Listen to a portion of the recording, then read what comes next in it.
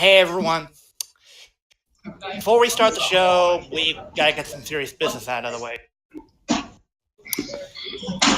If you've checked the Toku Roundup server, you will notice that Guts Masterson is no longer part of the server. Unfortunately, due to some things that were said and talked about, how we won't go into detail about them for the record, but due to some things that were said and heard, we unfortunately had to remove Guts from the server. He's not coming back. He's not coming back anytime soon. And in his defense, Guts took this like a man. He even removed himself from the server, so I didn't have to. I spoke with him. He understands the decision completely, and there's no animosity towards him and I or any of the others right now, as far as I know. From all of us here at the Roundup, Guts, it's sad to see you go, but we hope this has been a learning experience for you.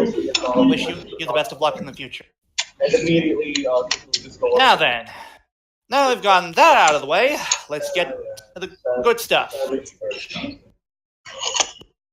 Yokoku suru. あんたをいえ全部お宝いただくぜ。特大全席において人生を拒否する。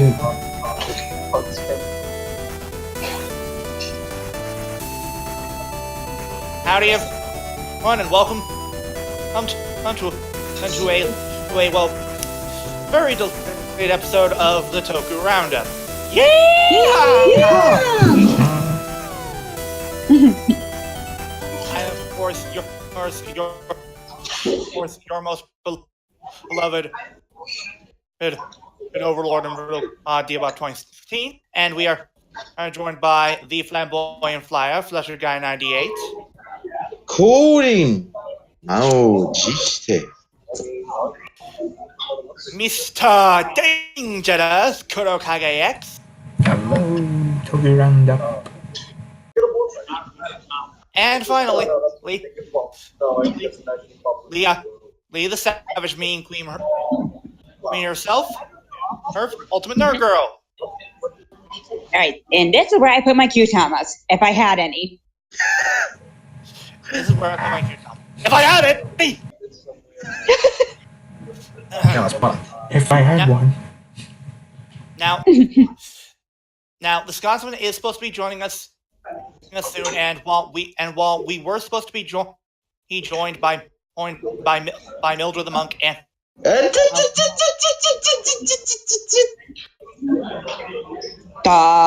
It was Silver. I know. Oh, I said, hey, we were all supposed to be joined by Mildred, but sadly neither of them could make it. Well, the latter of the two couldn't make it because of work. The former of the two is going to be might be here. But Might. the Scotsman is supposed to be joining us soon, so don't worry. Mm-hmm.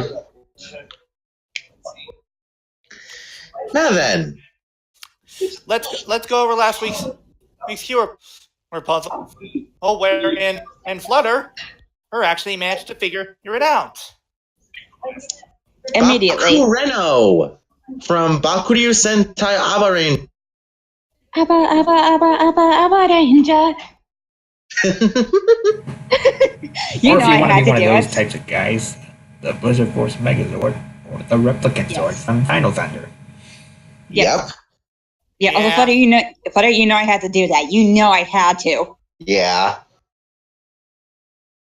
Anyway, DL, mind explaining the keywords? Hang on, give me a moment. One.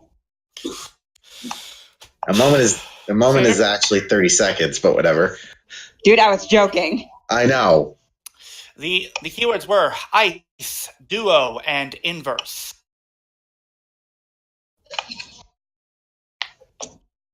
Go ahead. And well, of course, the answer was and ice because well, it was basically in a movie that featured ice, and of course, it's also called the Blizzard. Yeah. Or Megazord. Yeah. The movie being Bakuryu Sentai Aba Ranger. The freezing summer deluxe is Abare.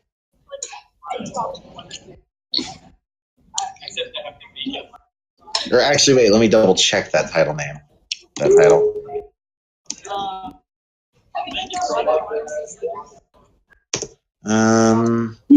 I'll continue, DL. Well, duo because it takes two mecha to create it, and finally inverse because it uses the inverse colors for there's of red and blue. Yeah, of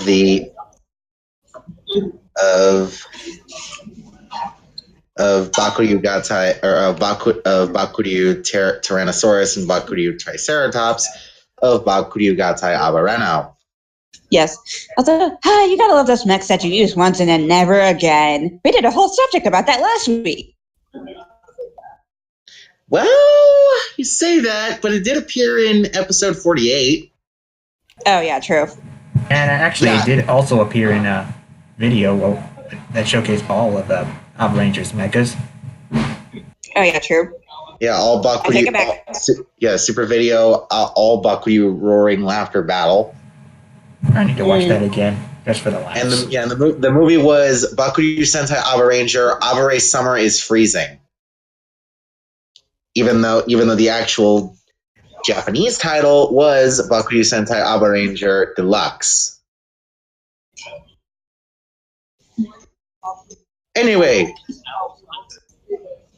Yeah, with that out of the way, news Roundup, starto! So who should take this first one, considering it's Beast from first names? Let's see, what... I'll bite the bullet. I'll do it. Go ahead, Ulti. Wait. All right. You're not in the document. I was about to get in there. Excuse me. I was about to get in here. Wait, oh no. Damn it. That was, hold on. Crap. One moment here, please. Yeah, also professionalism. We're swimming in it. Mm-hmm.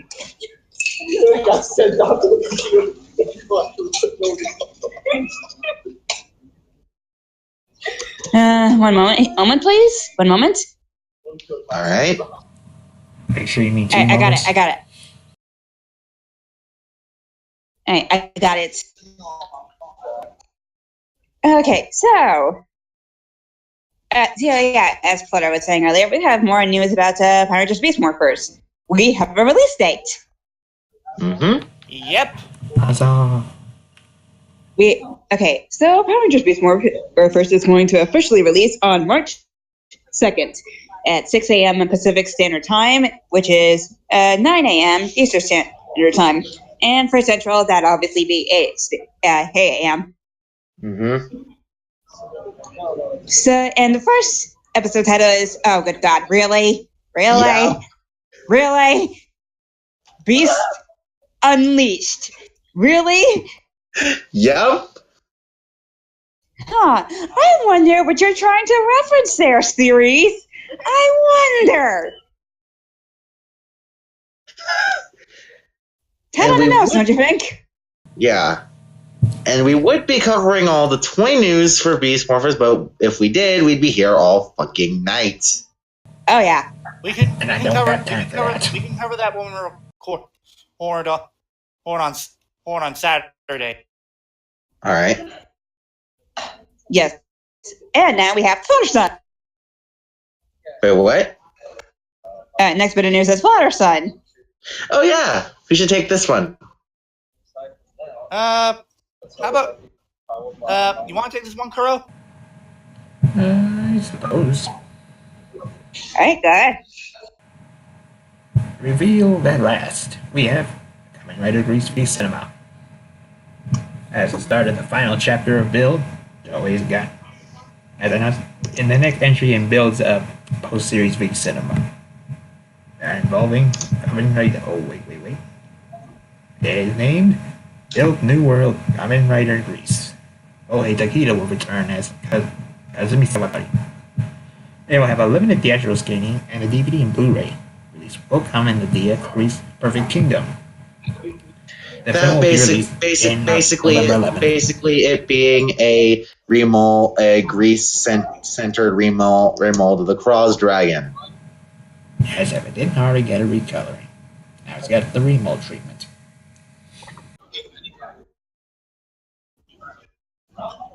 And did you go over the film's release date? Or DVD release date? I was. Oh, there we go. You were cutting me off.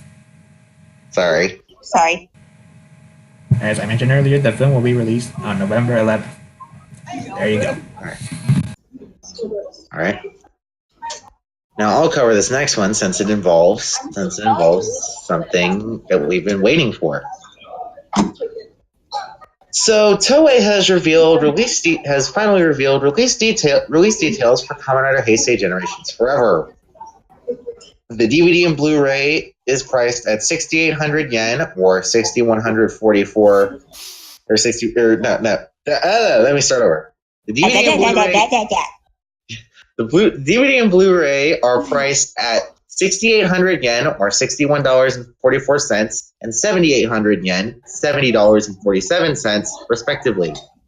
They will be released on May 8th. Alright then. And next we have Photo Detectives. Mm-hmm. Too bad Silver can't cover for this. Dude, Blair, don't twist the knife. Mm-hmm. I know. Blair, why don't you take this one? I already just took Heisei Generations Forever. Oh, right. Yeah, so now it's your turn technically. We've all done one. All right.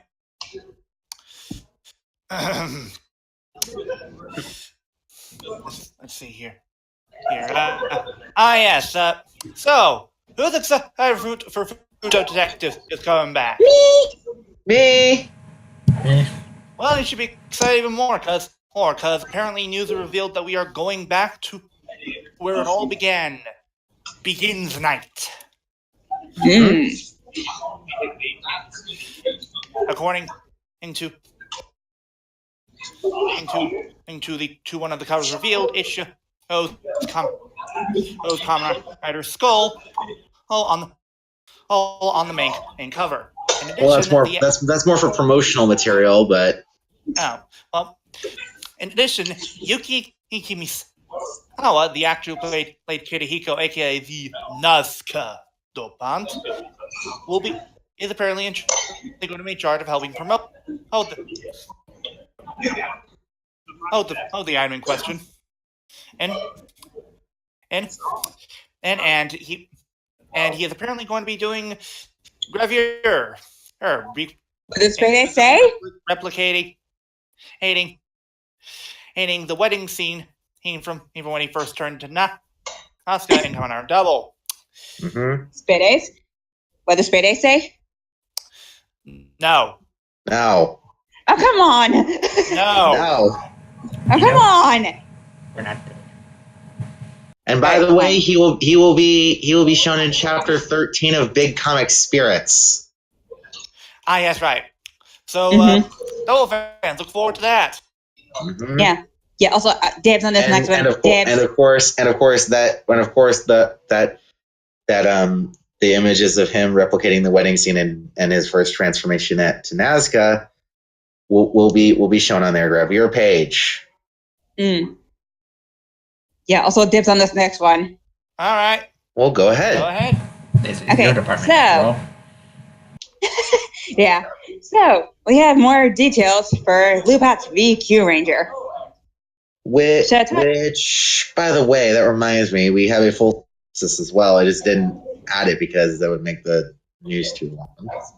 No, it's fine. We can go and we can talk about it after we're done with the show.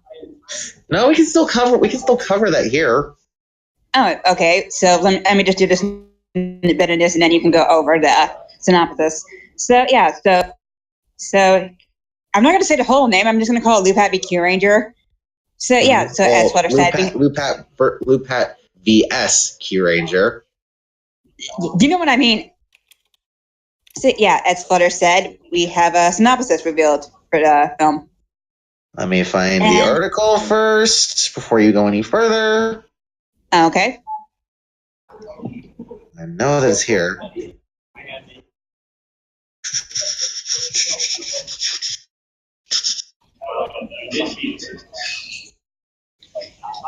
Well, we're waiting. Here we go.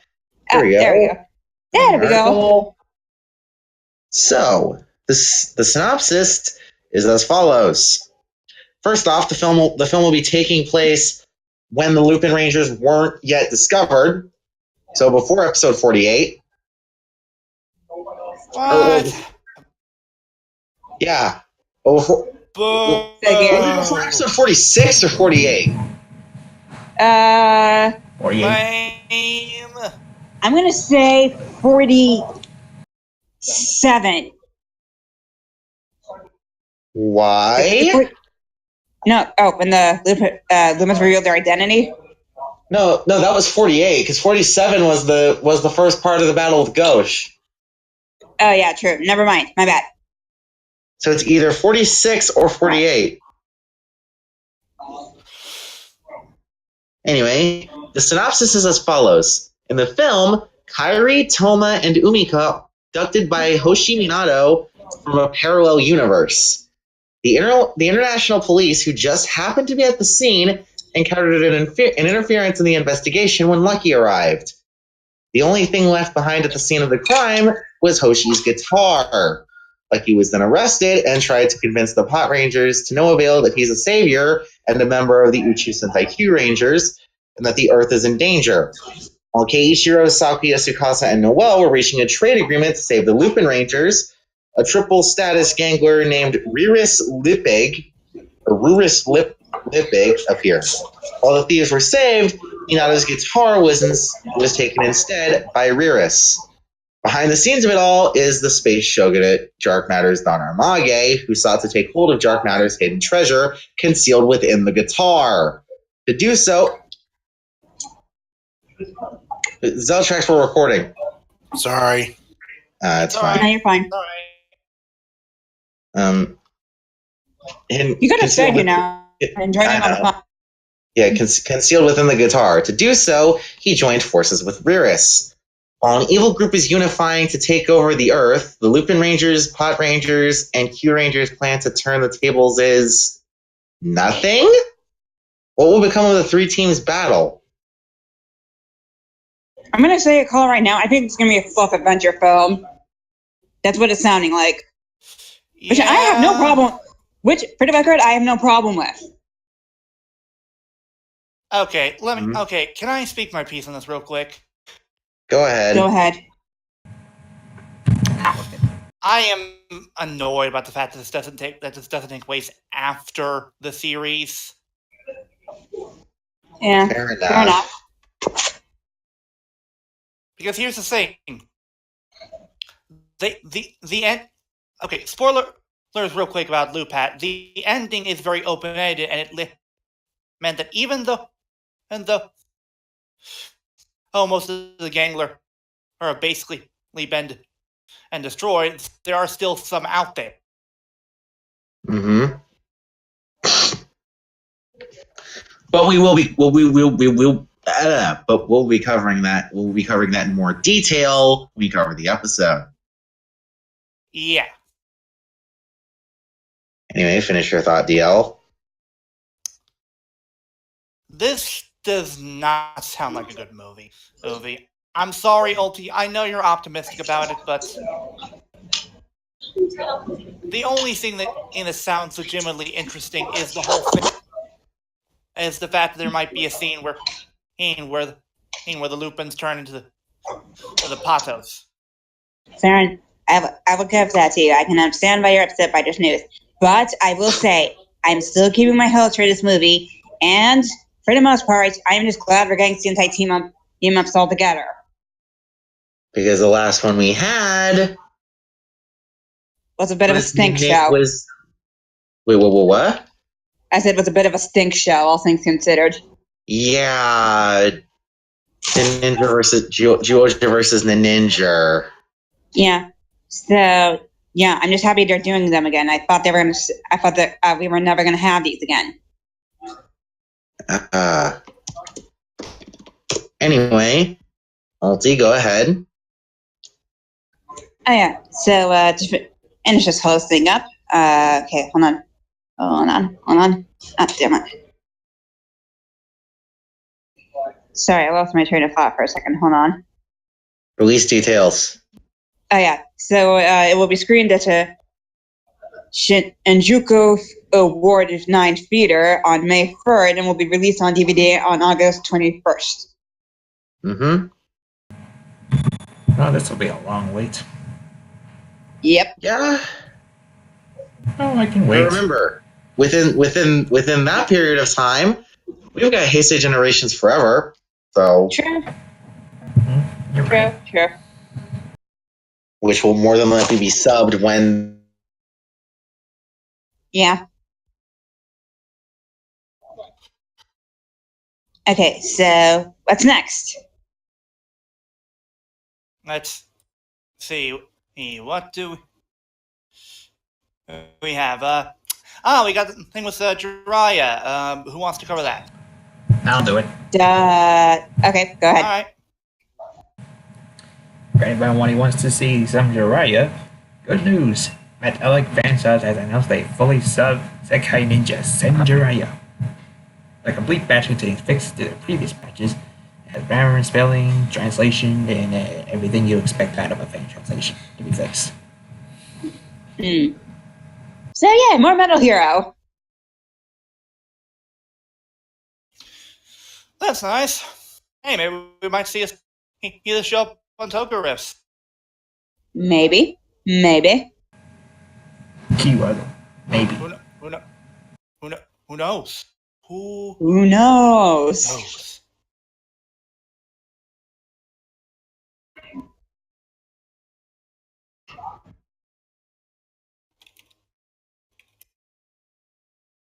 Alright, so next.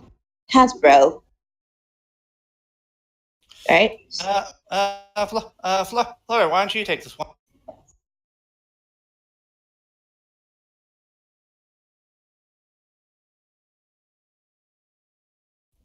Flutter. Did his mic fuck up again? Looks like it might have. No, we can't hear you. No, your mic fucked up. Again. Yeah, again. For the third time this week. Third time. Mm-hmm.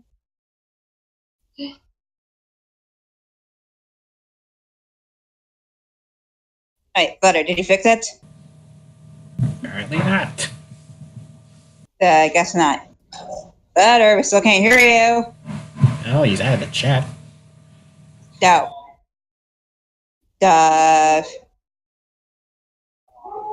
Where the heck? I guess you needed to restart it just saying to get back in here. Looks like it. Oh, okay. He's restarting his computer. So, professionalism. We're swimming in it.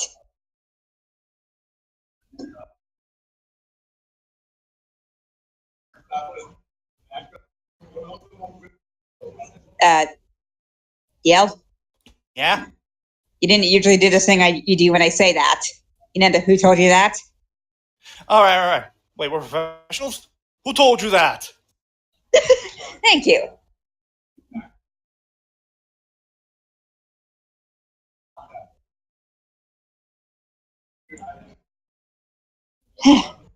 So, are you gonna wait for him, or did you want to cover the Hasbro stuff? Let's wait for him. Okay, but you better hurry up. Yeah.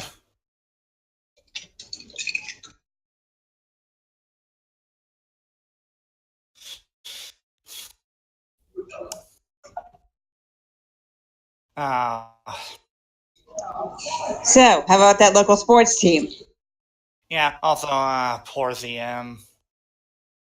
What happened? Look at the general chat. Oh. Wait, hold on, let's see what's going on. Okay, that's not over there, so I'm guessing. Alright, okay. Oh. Butter, you back? Now. Alright, there we go. Oof. All right. So, This- ouch. wait, what? No, just look at the thing at general. When you're done with the Hasbro I stuff. saw. Ow. Yeah, ow. Anyway. Right. Anyway, Hasbro has revealed information for their online shopping site, premium service, or shopping site, Hasbro Pulse. It offers direct pre-orders for all of their main toy brands. Oh, Ulti, where'd you go? I'm right here. No, you left the document. Wait, what do you mean? I'm right here. I don't see you in the document. I'm doing this from my phone. Hold on. There we go. I'm in. Anyway, it offers direct pre-orders for all of their main toy brands, and there is a premium service titled Hasbro Plus Premium. It includes free ground shipping for the rest of the year, which is currently only available to American customers, flash sales and monthly discounts, and other perks throughout the year at certain conventions. Enrollment for Pulse Premium is free and obtained by creating an account and making a purchase before the end of the 23rd. After, it is priced at $50 annually to become a member, and perks for their best members have been teased. This is an interesting way to do premium Bandai in America. Mm-hmm. Not to mention everywhere else. Not to mention we have to wait a year. Not to mention everywhere else has to wait a year. Mm-hmm. Because we can be the test subjects. Yeah, we're the test country. Mm-hmm. And I also like how enrollment is free, but for a short period. Because that also ensures a lot of new customers, even if it's only for 9 days. Yeah. Still, also I will say about the Hasbro stuff for the Lightning Collection. How are all of your wallets right? I know, right? Because I think I could hear a couple of them crying. Especially DLs and Zeltraxes. Oh yeah. Anyway, next. We should take this next one. Let's see. What do we? So have? who wants to be Gaga for Toku? Mm-hmm. Okay. Yeah, As Kuro covered. Kuro covered Okay, Jiraiya being subbed. Yeah. I'll cover it. Okay. So for those of you who have been joining Tokusatsu Gagaga, you'll be happy to know that there's an upcoming guest that's going to appear here in an episode. Said head guest is known for many roles, including Owl Ranger. What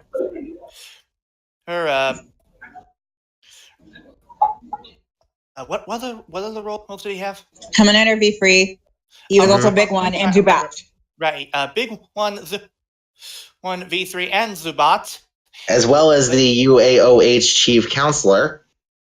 Oh yeah, because he was the mentor in Ranger. Mm-hmm. Ladies and gentlemen, prepare to get Bonba trolled. Mm-hmm. Jesus. Yep, Hiroshi Miyuchi will appear here in an episode of Tokusatsu Gagaga. Mm-hmm. Sweet. Mm-hmm. We do not know much about it, but we do know that the episode is featuring him will air on March the 1st. Well, it will air before March 1st. Oh, before March 1st, my bad. Yeah. Not to mention, it was also revealed that Toei is involved with the Toku aspect of the series. All suit maker Rainbow is working on their suits for Shippudoto Jushowan and QQQ Emerjason. Yeah, and of course, the series is currently airing on NHK and will air until March 1st, with a confirmed episode length of 7 episodes. That's pretty short, don't you think? It's pretty short. The episodes are at least an J-drama. hour long, so... Yeah, true, fair enough. Yeah. The episodes are like 40 minutes long. Like 40 to 45 minutes long without commercials, so... Yeah. Anyway, next. I still say Tokusatsu Gagaga has the most relatable character ever. Has the most relatable main character ever. Yes! I have not seen it yet. No, Has the most relatable main character and side character ever. Yeah. Also, Diabot, fix that as soon as you can. I will. We've already gotten up to episode 4. Well, 5 technically, but All right. Anyway, next up, Ren Kiriyama. mm-hmm. who wants to cover this? You know what? I'll do it. Yeah. All right. So we have Ren Kiriyama cast in Sadako. The newest installment of the Rank series, Sadako, has been announced to be the Ju-on/Ring series. Oh yeah. God damn it, Flutter. Sorry. All right. So the film will focus on Sadako's origin story, and Ren Kiriyama has been cast in an unspecified role. This is the second film in the Ju-on series, having been previous cast in The Final Curse in 2015. The film will be released in Japanese theaters on May 24th. And considering what happened in the last movie, it makes sense for them to be doing an origin story. What happened in the last movie? It was Sadako versus Kayako. Oh, okay. Ju-on versus Grudge. Okay, then. And in the last movie, it ended by the two of them, I believe, killing each other and then merging into one character. Okay, then. So it makes sense. So it makes sense for them to be doing an origin story. Fair enough. Anyway, next. All right. Let's see. What do we have next? Movies.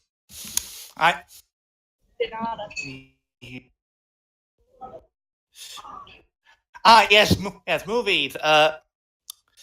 Flutter, why don't you take this one? All right.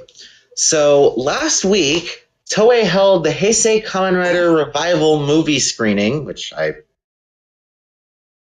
in Shibuya. It was held on the 16th and 17th. The films were determined due to a poll of fans voicing their opinions as to the movie that you want to support and the movie that you want to see on screen again. The film that was decided for the first poll was Kamen Rider Double Forever A to Z, The Gaia Memories of Fate. Nice. That's a good choice. Special guests for the screening were Koichi Sakamoto, Riku Sanjo, and Hideaki Sukada, who directed, wrote, and produced the film respectively. Sakamoto reflected on filming the movie and how it was still exciting to watch after 10 years. The film that was decided for the second poll was Kamen Rider Phi's Paradise Lost. Oh. Which I will say, Good choice. yeah, I will say, I liked Paradise Lost, so that is a good choice. Special guests for the screening of the film were producer Shinichiro Shirakura Yeah. and Kento Honda, who played Takumi Inui / Kamen Rider Phis. The Yeah. screen was well received by fans, despite it being so old. Damn it, I was gonna quote that one movie exclusive writer that kills Kasaka, but I forget what he says. Oh, After Orga. all, You're only human. And then he fingers Kasaka. Also phrasing on what I just said. Yeah. Wait, what was that, Ulti? You cut out. I didn't hear that. I said, and he fingered Tsukasa. And not Tsukasa, Kasaka. Yeah, let me double check. Again, hashtag phrasing. Yeah, hashtag Yes. phrasing. Let me double check that real quick. Yeah, the screening was well received by fans who felt that the movie was still impressive despite its age. And of course, Honda was most recently seen reprising his role as Takumi in episodes 4 and 5 of Geo. I still think 5 is underrated overall as a writer series. Now, Ulti, you should take this one since this involves Ultraman. Oh, yes, indeed. All right, okay, scrolling up.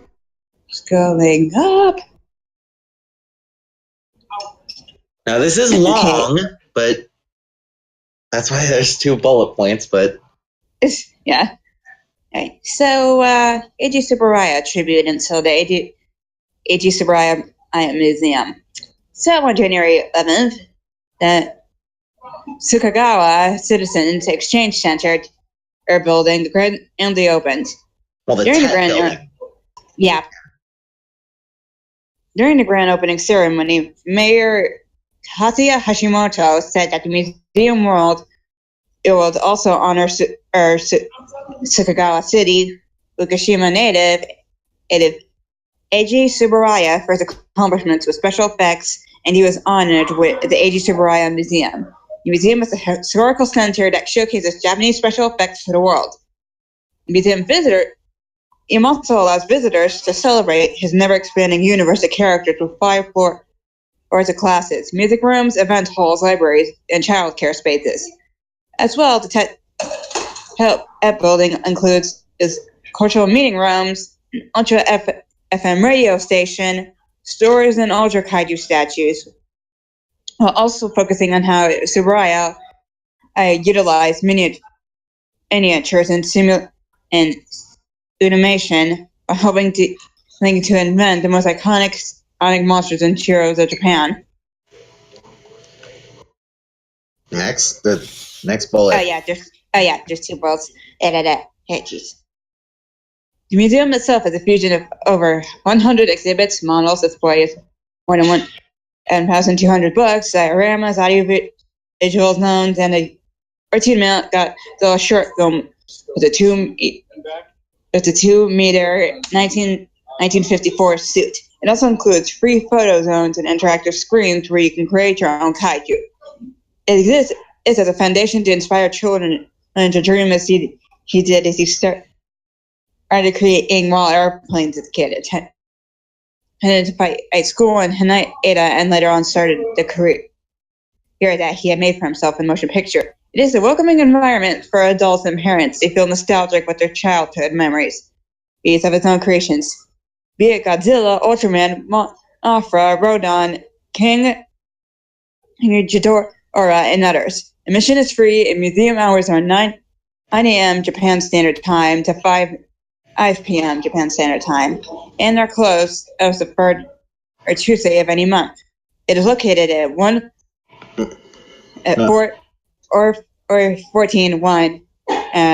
Nakamachi, Sakagawa City, Kashima. You want to know what I'm thinking of right now? Flutter, you should know what I'm thinking of. First of the zip code is 962080845. Anyway, what are you thinking of?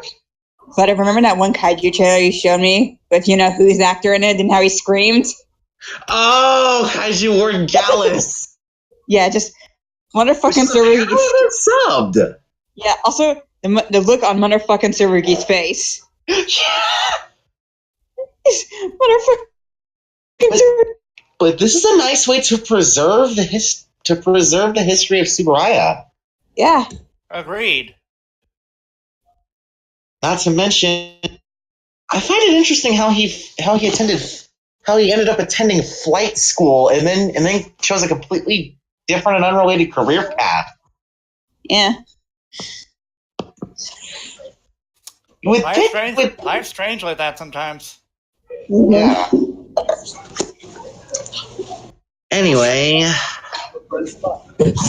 we're now time to end the news roundup with the news portion of the news roundup with two very sad bits of news.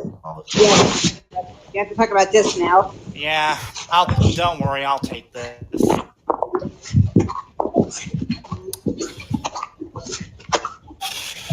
Unfortunately, well, all right, I'm back. Welcome back, Kuro.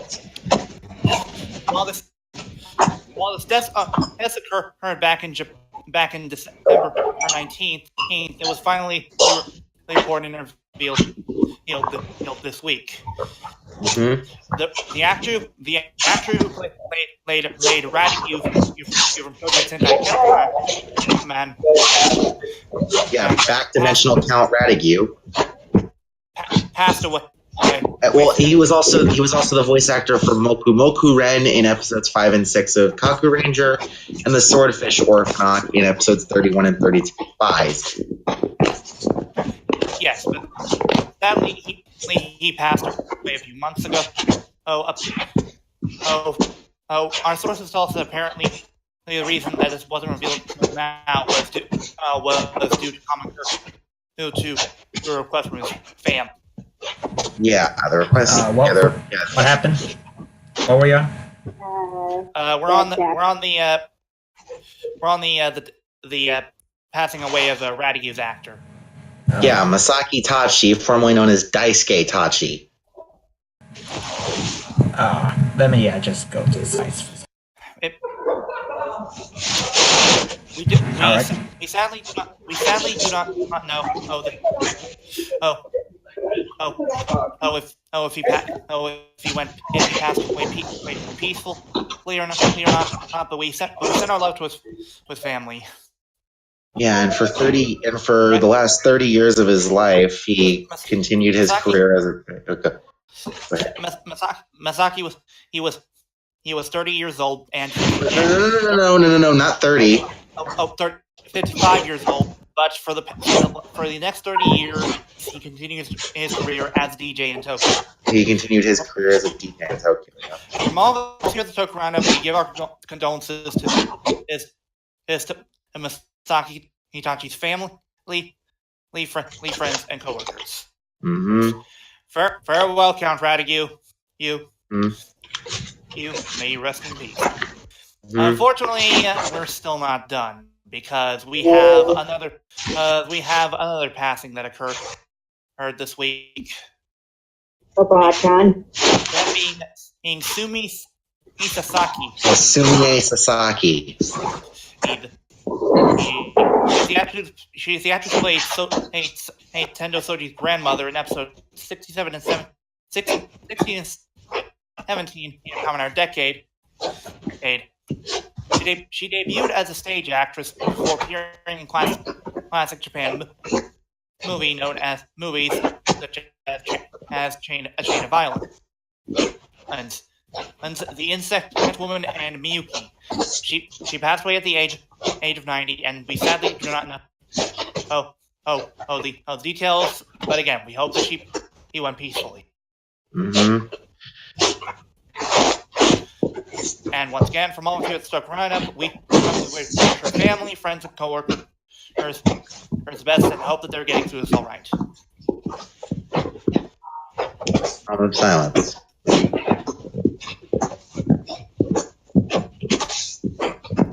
What's that noise in the background? I'm walking, sorry. You see why you supposed to talk to people? Sorry. Stuff like that. Anyway, now for toy news. Now on to the toys. Mm-hmm. Who wants to cover this? I'll do it since I missed a few stuff already. All right. Go ahead, Kuro. All right. We got a new addition to the SIC figure lines, as we have Tamashii Nation has revealed images and a prototype version for the next SIC figures, that being Kamen Rider Ghost. Ryuki and Fours are also being teased. Yeah, Ryuki and Forza are the ones that have been teased, but we do have a prototype for SIC Ghost. Which I will say, I kind of like it, and especially with the candelabra being a pitchfork of some kind. Mm-hmm. A very interesting design choice. But then again, we wouldn't expect anything less from the crazed minds at SIC. Mm-hmm. Anyway, next.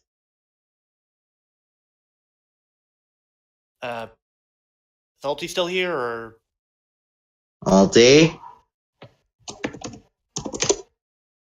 Wait.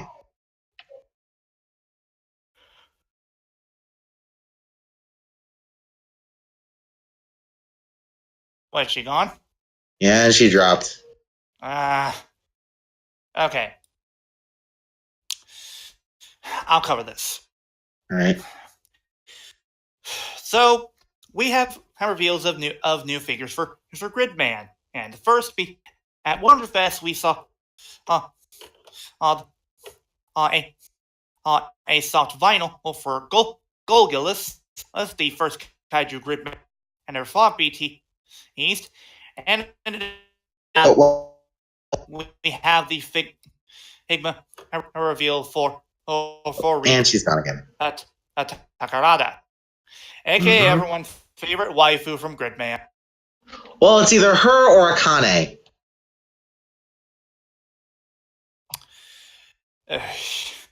I do not get the appeal. Anyway, next. I'll tell you this next one.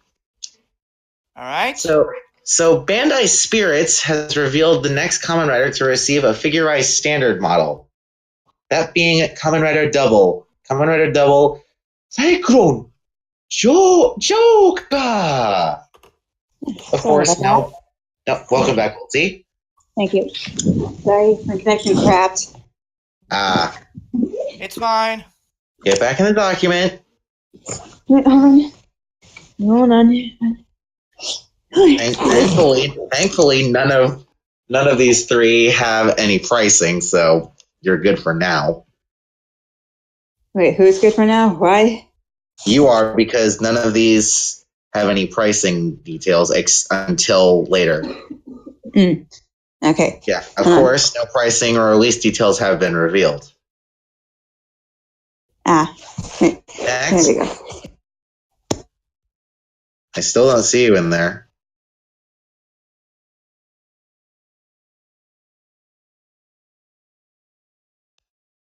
Next. Okay. Yeah, hold on.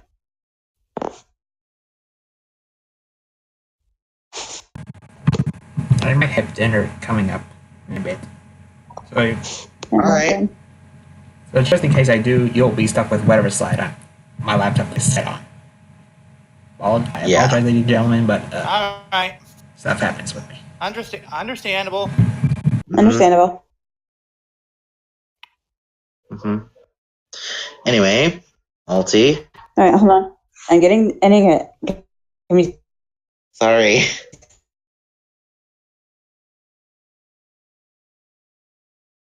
Well, next. This will be interesting. The next piece of news will be interesting.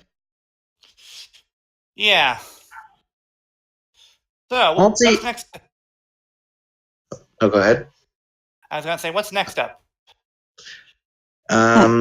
Jesus. Even more Soto figures. Oh. All right. Well, what are the offerings, Mr. Flutter? Those being so Geo Watcher has revealed a new YouTube video teasing the next figures in the Soto line for Geo. Wait, actually, I just took this. So, Ulti, once you get in the document, this is yours. Okay. Where are we? Oh, there we go. Where are we? All right, Kuro. Follow our cursors. Okay, we're not a premium Bandai yet, are we? No, not yet. Okay. Oh yeah, now I see. Great. So it's still. Wait, which one am I doing? The Soto figures. Okay. So. Yes, so we have new.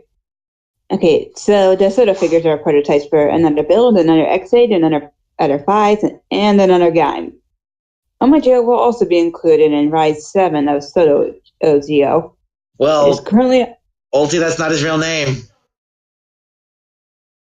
So, well, that's not the name that we've given him. The gold Rolex King. Oh yes, of course, the gold Rolex King. Mm-hmm. So it is currently unknown if the other riders will be released as a set or receive individual releases in the future airwaves of Soto Geo. While some Omageo or Gold Rolex King will be released in March. However, what's confusing is the fact that they also include Craw's Evolve and Build Rabbit Dragon. Yeah, that's weird. Well. Anyway, yeah. Anyway, DL, you take this one. All right, let's see. Here. Ah, yes, this. So, who here wants to get their hands on Gase's time machine? About the reaction I expected, but you'll probably only want to get your hands on it because it includes AD and Ride Watch. Mm-hmm. This Gates time machine and has the exact same feature as Geo's time machine, including the ability to clip on parts from armor change figures onto the time machine to recreate their interactions from the show. Mm-hmm. The Android Watch, you say? I know a certain Earthen Rider that would want that. However, speaking of, is the Android Watch is the X kind and is currently priced at. Well, first, before you go over the pricing, you should go over what it actually does. What do you mean? What is there to go over? It can be used with the time machine by turning the face and pressing the button on top, and like every other ride watch, it is able to be used in the DX Jiku driver to obtain Geo or Gates the End armor. Form that we will most likely never see on the show. Yay! Thai exclusive! We might see it show up in Gamba Rising. Mm-hmm. Like how we've seen Decade Phys armor. Decade Phys XL armor. Yeah, anyway. Anyway. But anyways.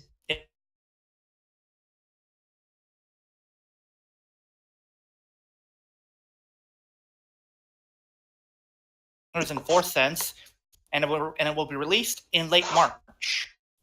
Mm-hmm. And I'll take these next ones. So Bandai has also revealed the DX Final Form ride watches that will be released in March. Those being the DX Wizard Infinity style ride watch, the DX Forza Cosmic States ride watch, the DX O's Putotira combo ride watch, and the DX double Cyclone Joker ride, and the DX Cyclone Joker Extreme ride watch. They are priced at 1,500 yen or 1,300 let me start over. They're priced at 1,500 yen or $13.56 each. While the DX Wizard Infinity Style and Forza Cosmic States ride watches will be released in mid March. And the DX Wizard Infinity Style and Forza Cosmic States ride watches will be released in mid March. While the DXO's Putotira combo and double Cyclone Joker Extreme ride watches will be released in late March.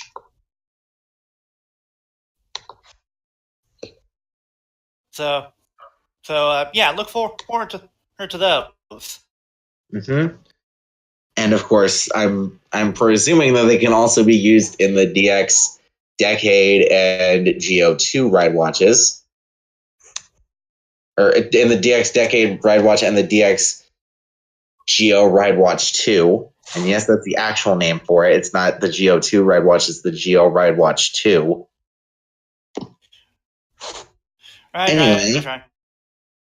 Anyway, time for Premium Bandai news.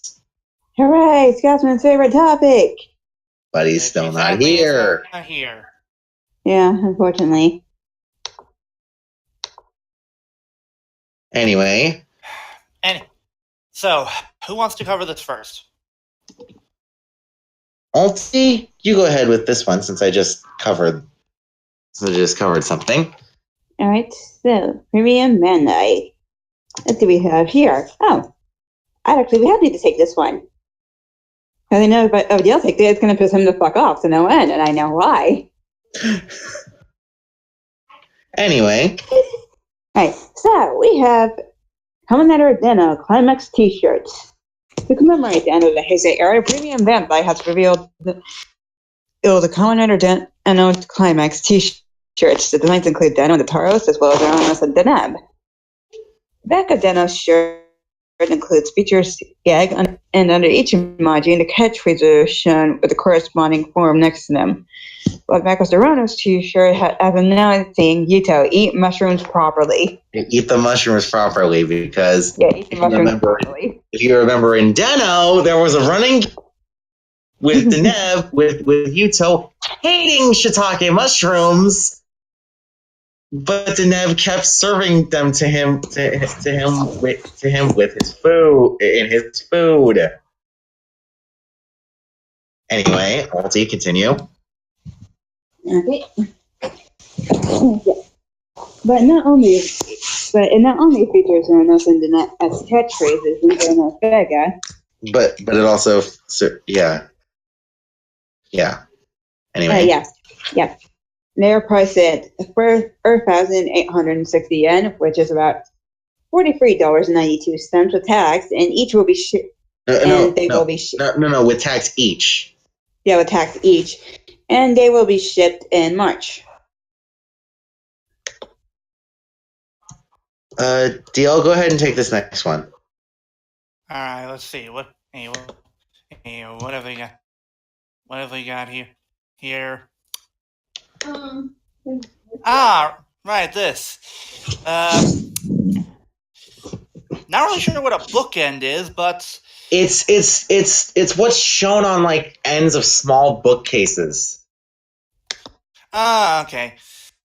Well, for those of you who like bookends, Premium Bandai's got you covered because we're releasing a series of 4 Kamen Rider bookends and made of laser cut steel and are themed after various riders. Those being Kamen Rider 5, which include those Kaitou and 5, Deno, which has and of course Deno himself, Double the features W and Axel, and finally O's that feature O's and Ankh. And they are priced at 3,780 yen or $34.16, and they will ship in May. Who should take this? Actually, Ulti, I should have taken the Deno shirts because this is Ultraman. Okay, I'll let you have it. Go ahead. No, I wanted to take the Deno shirts because you're the Ultraman girl here, remember? Yeah, true. Okay, we can switch it just once. And you already covered those. Right, fine. Butter, just do the Ultraman news. Okay. So, Premium Bandai has revealed the next SH Figuarts for the return of Ultraman. That being SH Figuarts Black King. He appeared in episodes... That's racist! No, it's not, because that's his actual name. Butter. Yeah, that is his name. That's the joke! You suck, McDill! Anyway... And he appeared in episodes 37 and 38 of the series, and the figure uses asymmetrical molding. Oh, Death the Kid!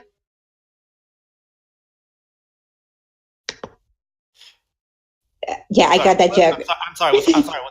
Was one of us supposed to say something? Because yes, he was making a Soul Eater joke. I know, but you must remember, I don't watch Soul Eater. Yeah, the joke was that like the kid likes it to be perfectly symmetrical. Well, Ulti, go ahead and respond. I gotta say, if I understood the joke, I'm still gonna remain silent. No, you're supposed to comment. I was setting up the joke. Ulti, I'm gonna leave you hanging, bro. Damn it. Joke board. Anyway, the reason being is to be able to the reason that the figure uses asymmetrical molding is to be able to give the figure a better range of movement and articulation, and to allow the features without disrupting the proportions of the kaiju. Of course, it's a Tamashii Web exclusive and is priced at 7,560 yen or $68.32, and pre-orders are currently open. It will ship in July. All right, and done. And who should take the next one? Ulti? Yeah. Ulti, since I like Zero, but I need to take the next set of news since it involves all the certain Sentai, so you take it. Well, a certain Sentai that you love, so... Yeah. All right, fair enough. Wait, hold on.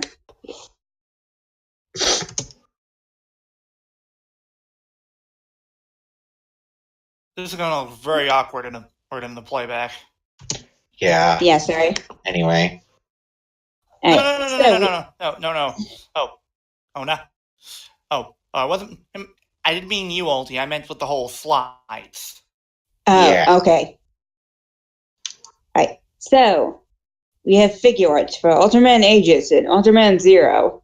Premium Bandai has revealed the new option parts for SH Figuarts, Ultraman Zero and SH Figuarts, Ultraman X in the form of Ultraman Aegis armor. The base armor comes with the Ultraman Zero sword, but the set comes option parts for the shield form and with option parts, my mistake. Yeah, with God damn it, Butter. And final Ultimate Zero weapon configuration of the armor. In the mythos of Ultraman Zero, he was given Aegis armor from Ultraman Nova, and was utilized to give him at the edge of battle against Ultraman Belial. In X, the titular Ultra obtains an exact copy of the armor through a cyber card, allowing both X and Zero to use its power, such as dimension hopping and enhanced power. It is also Tamashii Web exclusive and is priced at 3,240 yen, that's $29.28, and pre-orders are open. It will ship in July. Now, DL, go ahead. All right. I will take the last 2 bits of news. Well, Shinken's 10th anniversary is rolling around the corner, so it means it's time to celebrate with. Well, it's technically already happened, but. Oh well. And I am back again. And it's celebrating. We're getting polarized. What shirts? What are we on now? The Shinkenger her t-shirts. All right. Yeah. Yeah. Premium Band has revealed that Shinkenger's 10th anniversary real feature to celebrate will have gold polarized shirts. They feature golden polarized shirts. Yeah. They feature 3 unique designs for the main 5 Shinkengers and Shinken and gold.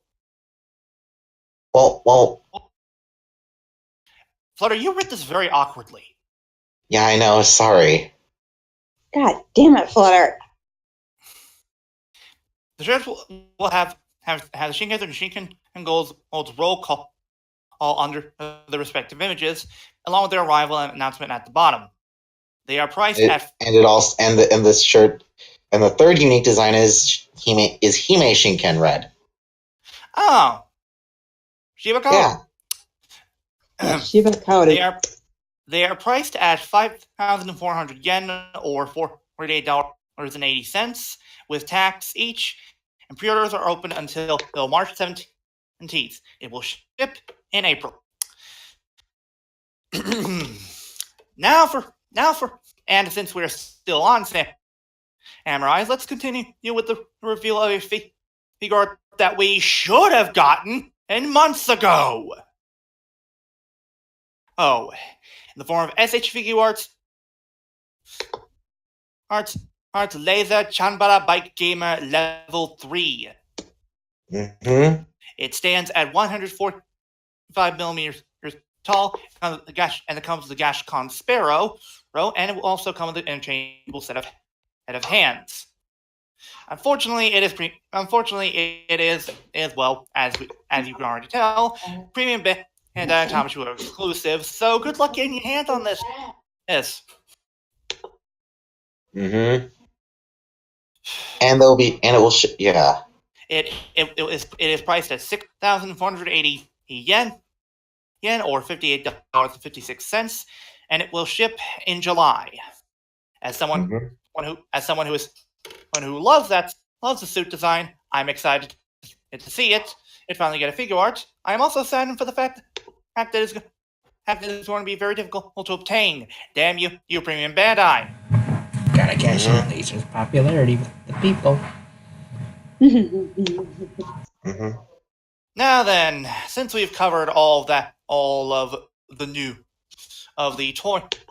in general, let's get to the real meat of this all. Let's get to the episode. Oh, then we're starting with Geo, episode 22. Geo Saikyo, 2019. Mm-hmm. Saikyo, huh? Well, isn't that convenient of a title given what's happening in Sentai right now? Yep. Timing!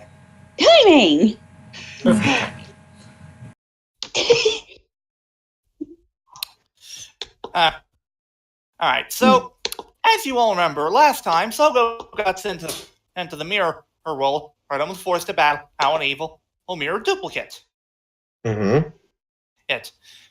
We pick up where that left off, and well, Mirror Sogo basically taunts the real Sogo into using about the fact that he was going to use the power that would make him turn to Omagio, basically calling him a hypocrite, such like that in the Facilius Club here.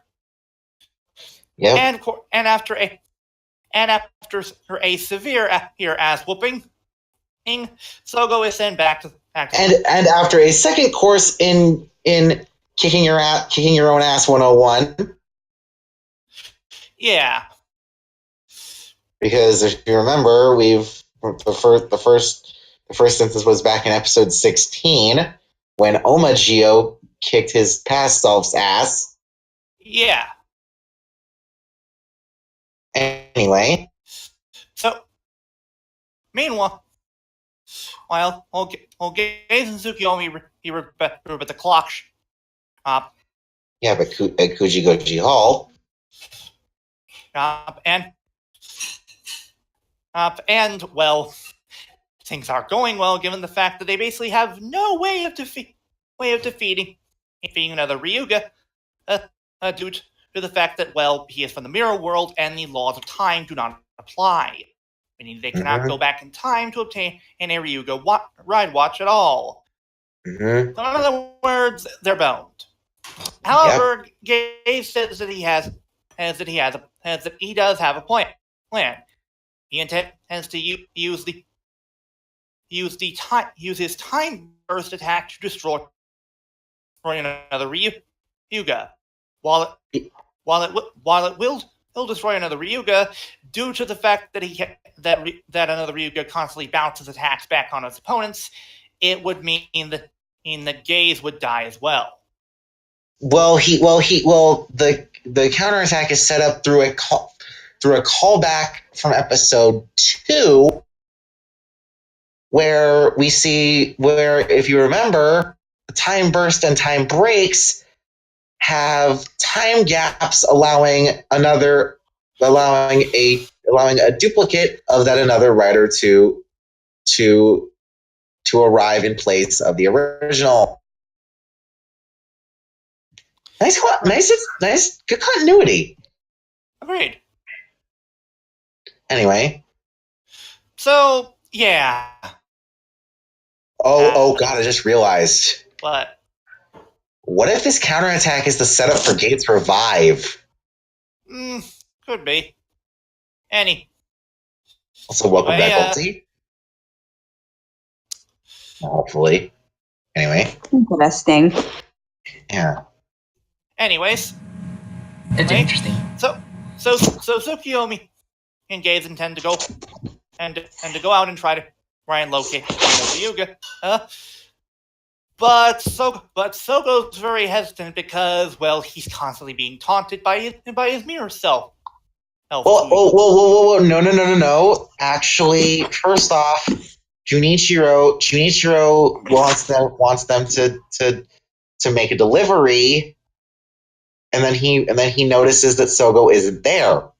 We then see the real Sogo get pushed out of the mirror world through one of the clocks. Right in front of Junichiro, memory serves. Thank God this old man is senile. Mm-hmm. Yeah, thank God. However, I believe that's also a callback to episode 11. Might be, yeah. Because remember the whole thing with Gio from 3 days in the future? Yeah. Anyway. But yeah. No, go ahead. Well, you seem to remember the episode better, so why don't you try covering parts of it? Well, most of the episode. Yeah, they go out and while now the thing is this is also a part of Black Waz's plan. No. He wants to initiate a counterattack in order to... All day spoilers! We're not there yet. Sorry. this is also a part of Black Waz's counterattack to counteract the events of Oma Day. Due to the fact that in the last episode it was revealed that Geo 2 was the catalyst for Sogo becoming Oma Geo. Geo 2, Electric Boogaloo. And thing is, while Mirror Sogo is still taunting him, he goes back into the mirror world while Gates and White Waz are fighting. Now, first off, the thing is, White Waz's tablet, he complains about the fact that Gates wanted White Waz to write into his tablet that they met up, that Gates and Ryuga met up, another Ryuga met up, due to the whole thing. Oh, wait. We forgot something. What's that? Remember the whole thing with another Ryuga? Yeah. Oh, right. We see that Ryuga, that another Ryuga is continuing his attacks, and we soon learn from Shinji after Sogo decides to go and talk with him that the people, that another Ryuga attacked. Yeah, they were former subscribers of the Ore Journal. Yep. Now, although real Shinji basically got over this all, he was still somewhat bitter about it. And another Ryuga, which is Mirror Shinji, is all for the idea of tapping into the thoughts in the back of the real Shinji's head, and that's why it started attacking those people. Because again, while he got over it, he was bitter about the fact that these people essentially they forgot about how Ore Journal and basically left them behind. Mm-hmm. And he's constantly haunted because of the fact that Mirror Shinji isn't really just a mirror copy. He's essentially an embodiment of Shinji's dark thoughts and desires. Oh my god. We called it. He has a shadow of his true self. Damn it, Ulti. We called the whole darkness inside oneself trope being used this week. Yes, as I said, the shadow, the true self. So White Waz and Gaze try to attack another Ryuga, but it goes White Waz is in featuring Shinobi. He tries to unleash several attacks at another Ryuga all once, thinking he won't be able to deflect them. Like the Ichigeki, like the Ichigeki Kamon. But and the time binding attack. But unfortunately, another Ryuga can actually deflect multiple attacks. As he deflects every attack from all the walls featuring Shinobi clones back at him. Yeah, things aren't going well for them, are they? No. However, None at all. Anyway. Meanwhile, Sogo was alone and looking at a window. And he's basically asked by his mirror. And he basically says that he's not really afraid of that while he is afraid of what the future might hold, he's willing to intercept it and change it because he doesn't want that. He's scared, and that's where Mirror Sogo comes in. And again, he's basically the dark half of Sogo that has the more evil thoughts of being the most hated and evil overlord. Whereas Sogo wants to be the kindest and most helpful. Most beloved, but close enough. Yeah, most beloved, yeah. So, of course... No, go ahead. And thus, Sogo accepts that he's not perfect. He has a light side and dark side to him. And he realizes that if he's ever going to face that future, he needs to accept both halves to. And thus, the Mirror Sogo gives the real Sogo a black ride watch. This ride watch specifically is the second half of the Geo Ride Watch 2. Mm-hmm. We cut back to and because of that, the swivel is the swivel and the full ride watch are created. And thus Mirror Sogo merges with the real Sogo. A sign of Sogo finally accepting both his good and bad side. The light and dark. Okay, by the way, I totally get to earn that Persona 4 joke, because that's exactly what happens in Persona 4. True. Well, no, yes and no, because in Persona 4, the party beats a certain character's shadow counterpart. This is more Kingdom Hearts in that sense. Yeah, but true. But okay. Let's think about it this way. Sure, that's how it was in anime, but in the game there was a whole part of, I need to embrace this darker part of me.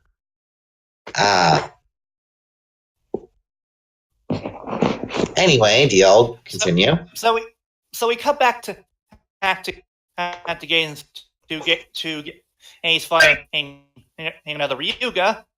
And with no other options left, he unleashes the time. It's a time break on Ryuga. Yeah. Time burst, But I believe. Unfortunately, the attack is deflected back at him as well, and unfortunately, he does not survive. He does not survive the final hit. Thus his ride watch is broken, and he dies. But sadly, it was all for naught. Another Ryuga is still alive and kicking. Mm-hmm. Everyone is distraught over what has happened. But Sogo White Walls and Tsukuyomi are distraught. Pretty sure possibly not give a damn. But Sogo isn't as concerned as he then taps into a new power that lets him reverse time back by a few minutes, saving Hingei from dying. Yay! Mm-hmm. And effectively breaking the background. Yeah. Whereas we finally get Kamen Rider Geo 2. Electric Boogaloo. Sogo says that he accepts the light and the dark, as he places his both halves of the ride watch into the Jiku driver, and thus changes into Geo 2. You know, actually, before you continue, I just thought of something. Something Johnny would say. Oh. It's effing party Time time. travel is bullshit. No? Well, not just that, but really, I would say it's effing party time. Because in the standby, you know. Oh, yeah! Oh, good God. Oh, right. Let's... Alright. Of course, and then we get the awesome standby music for Geo 2, and it is funky. Yes. So funky, I I also made it my love how phone they ringtone. how they Oh, sweet. Wait, Did you really? what, Kuro? It's so funky, I made it my phone ringtone. Oh, Nice. cute. Seriously? Nice. Well, I was intending to do Waz's standby, but I'll just do GO2. Fair enough. Ah. Anyway, Anyway, I also love how they got Yohei Onishi oh god, Joe the Hayes' actor. Rikiya Koyama. Rikiya Koyama to do part of the GO2 part of the standby and henshin. He has sing before.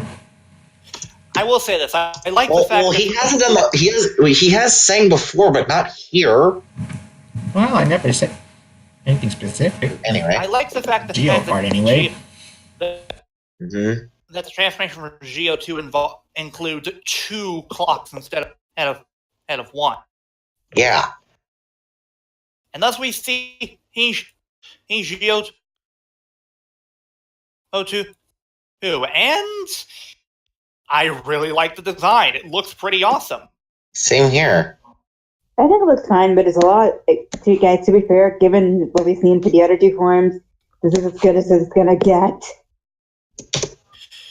Yeah. I don't think the form looks good, but I think the head is a bit. Even after seeing it a couple times, I'm still not used to the 2 clock hands. Well, on one it's side. 2 clocks. I mean, I know, but still, yeah, the thing it is just doesn't 2 clocks. mesh well with me for some reason. Well, not to mention it's Geo overlapping with Geo. Which I understand, but still, Anyway. This doesn't mesh well with me. For some reason. Hide it all. But yeah, thus as Sogo is changed into GO2, who he proclaims that he will accept as both the light and the dark, and will create his own future. And thus we get the return of one of Gio's insert themes, which I think might be sung by Sogo's actor. And I will say this: I really do like. I don't think so. Wait, who's singing it then? Why? What makes you say that? That's clearly not Sogo's actor. Okay, then who's singing it? Okay, then, Mr. Smarty Pants. Then who is it? Hey, he's not Mr. Smarty Pants. He's Lord Wikipedia. Get it right. All right. Let me repeat that. Okay. Hey, Lord Wikipedia. Yet if it's not Sogo's actor, then who the hell is it? Okay, GO2, insert theme. Wait, you don't know, do you? Oh my god, he doesn't know. Familiar, but I don't know the actual singer. He sounds. Look. Look, Flutter. The point is, you can't prove that it isn't Sogo's actor right now. So shut it. I'm looking. You got 5 seconds. Oh, you're right. You're right. Never mind. We don't actually have, unless it's actually in the character page. Yeah. Flutter, let this be a lesson. Do your research before you talk shit. Flutter? Who is it? Flutter? I'm expecting into words. I'm being thorough, so I'm double checking with his character page. Yeah, so utter your facts before you talk shit. You must do more research. Yes. Also, don't talk shit if you don't know. Yeah. Kind of rude. Smack some. And I smack you in the back Fair of the enough. head. I apologize. Yes, you were right, DL. Good. Thank you. Okay. Maybe proven wrong. We don't know. Anyway. Thus we see Gio to fight another Ryuga, and the fight is pretty damn epic. With Sogo basically just walking through another Ryuga, landing a few good punches before or then summoning the formed weapon, the Psycho Grenade. Mm-hmm. He uses this to actually create a attack strong enough that not even another Ryuga can deflect it. Meaning now he can't. Meaning another Ryuga doesn't really have the other tricks to use against Sogo. That involve all deflecting attacks. Yeah. However, just as another Ryuga is about to unleash another attack on Sogo, we see that Geo2 gives him yet another power. And let me just get the clip. Because toy sales will go through the roof. No. No. Well, that's for the Psycho Grenade. But that's not for this. First of all, is the bot working? Last time I checked, yes. Okay, then. That music play.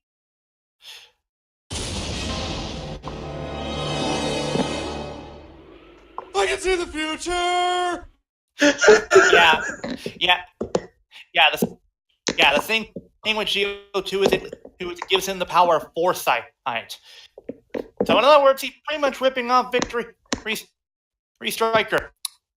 Yeah. Oh yeah, he's ripping off Kaitou. Geo, I think you might find yourself being sent to court for that. Mm-hmm. Yeah, Mr. Kairi Yana would like to have a word with you. Anyway,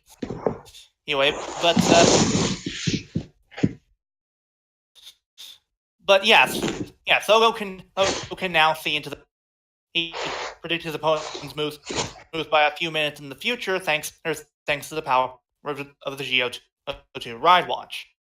Yeah, the Geo Ride Watch 2. Yeah, but just when another Ryuga tries to escape into the mirrors, Sogo activates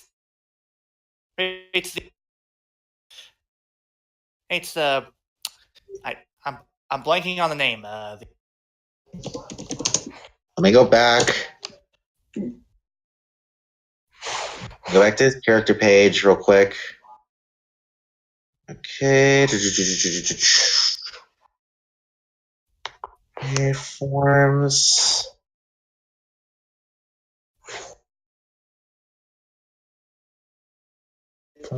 Super, Geo Ride Watch 2.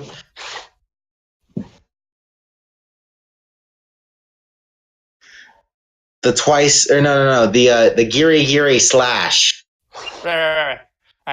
Using the Giri slash.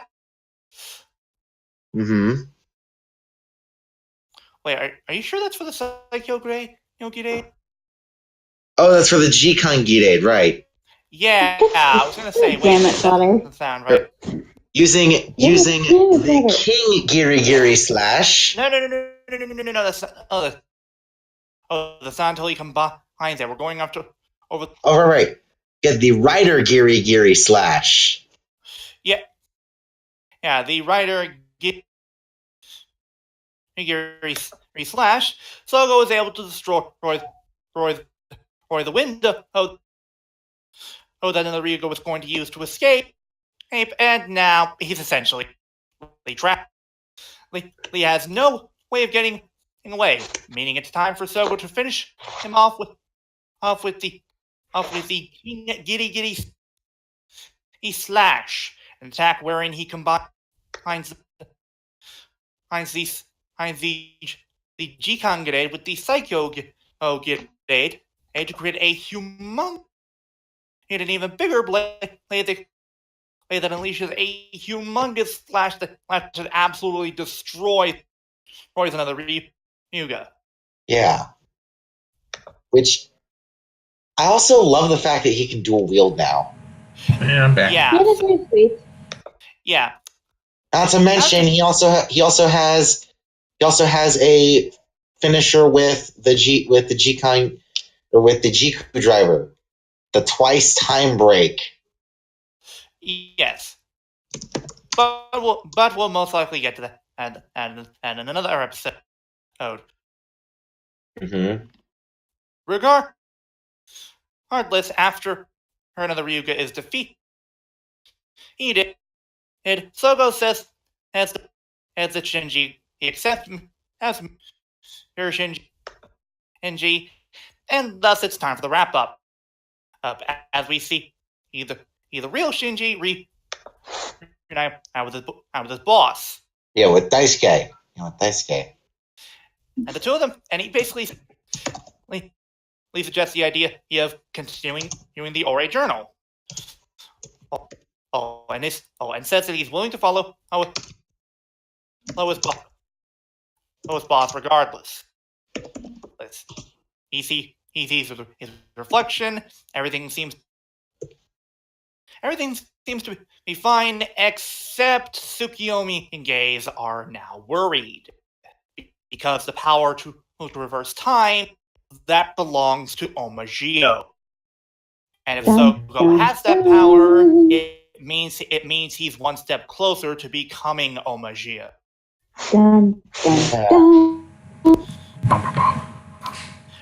Before we can figure out how the idea Yomi suggested, we get he's of the next Mirai Rider that will appear next episode. In the preview, we learn the rider is Ikai, and it's Samiko. Hero. What are you doing here? Here. Hi, Hero. Yeah, also, hi, Hero. That's actually a very subtle nod to the fact that his actor also played Jiro in the Kaitou reboot. I'm not sure about the next subtlety episode, to me. But in the next episode preview, we see he's going to encounter Kikai.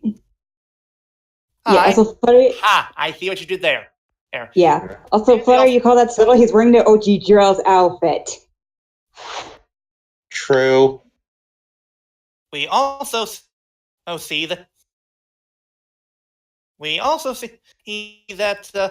he another Kikai, and it is hinted that this may in fact be Uru's final outing.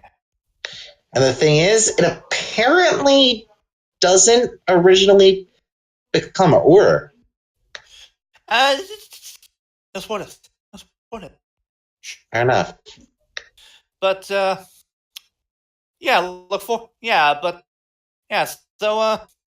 look forward to that next time.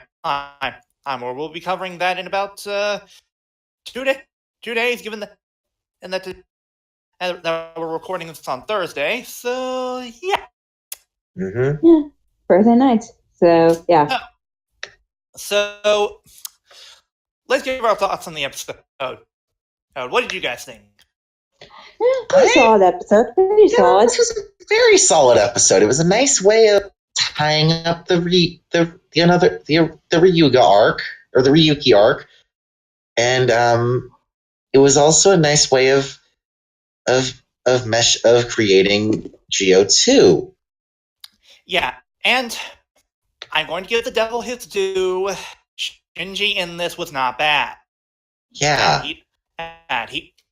They didn't really touch much on his pacifistic nature. They mostly focused on his time at Ore Journal. Yeah, which I liked. I preferred that because that's a big problem with Shinji. He's a pacifist, and that doesn't really work given the circumstances of Ryuki and the fact that, well, he's a goddamn Kamen Rider. Yeah, he's basically the Kamen Rider equivalent of Kamen Rider X. Or not Mega Man X. Did you seriously say Kamen Rider X? Because I'm going to say those two are very different characters. I know. What's happening? I will admit this was a pretty good episode. While the whole thing he was conquering your inner darkness has been done before, this is fine, and I feel that there were some really good moments wherein Mirror Sogo was essentially taunting the real Sogo through the reflections. And which That's some versatility with So Okuno. Yes, and that shows very good versatility with So Okuno, because this is the first time that he's actually been able to shine in an arc with a different version of Geo, whereas the other Geo, whereas Oma, we have no idea, but it's but we have no idea who his actual actor is. I But that was Ricky Koyama voicing him. But yeah, some people are saying that it was Seiji Kaiwa doing the physical acting for Geo. I mean, I should say at this point, Oma Sogo, outside of his suit. I will agree with you. Sogo's actor did a really good job. I'll admit he does a pretty good job of playing a villain and a twisted version of his own character. Yeah, that takes some versatility to pull off. And the same goes for Shinji's actor as well. Yeah. The same goes for Takamasa Suga. Yeah. Anyway, I give this.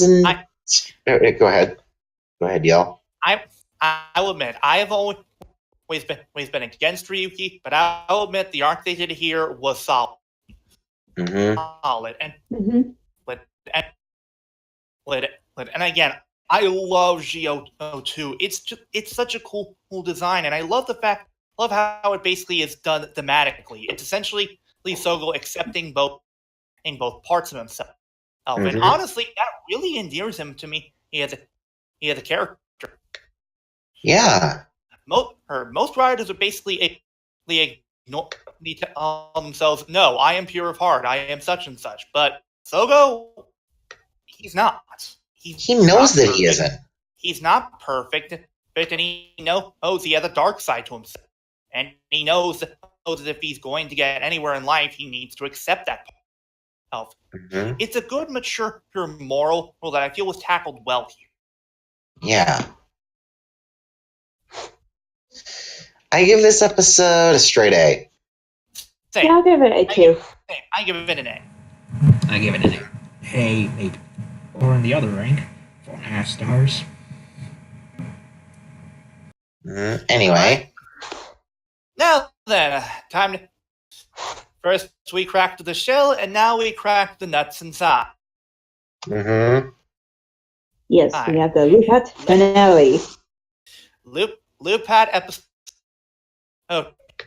51. I'm sure I'll see you again. So last time, I'm our favorite Phantom Thief. He's ended up defeating King's Amiga. And basically undoing the damage he did. But unfortunately, Lee had no way of getting out of Dogrania. It was safe, and well, they don't really know how to get out either. Thus, the Patrangers try their best to cut the chains and free the thieves, but it's not working. As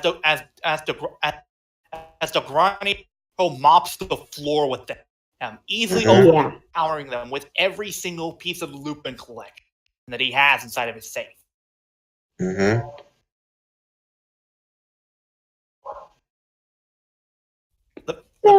that sucks. Yeah. Meanwhile, Conrad and the others are trying to figure out a way to get out of there, but well, they're stuck, and all they can do is watch as Dogranio continues to use pieces of the Lupin collection. Meanwhile, Good Striker goes to Kogure and basically says, "Do something!" I love just Good Striker just running into Kogure in the current mansion. It's just, well, technically flying, but still, it was kind of fun for him to fly. But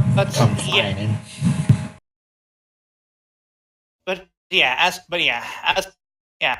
However, while watching the Lupin collection piece, he's being used. Kairi starts to come up with an idea. Meanwhile, Dogrania was basically holding down the Patrangers and is about ready to finish them off. However, just as he does so, he finds his power weaken. Slowly but surely, Dogrania was starting to lose his power. That We soon learn why. Why? Because remember in episode 48, we learn why when we come back to Kogure and Good Striker, where they see that the pieces of the Lupin collection are suddenly returning to the mansion. Because remember in episode 48 when Kairi was going off to find Toma and Umika? Kogure gave him his ledger. Yeah. Yeah, By the way, where were they hiding that? Where were they hiding that? It's best you don't know. Okay, someone must have shoved that thing far up someone's ass to hide that. Actually, I've got a better idea. Inside his coat, maybe? Yeah, maybe, but it's a big book. Yeah. Also, how did he? Where did he keep? He keep it? It's best you don't know. Damn it, Sawa.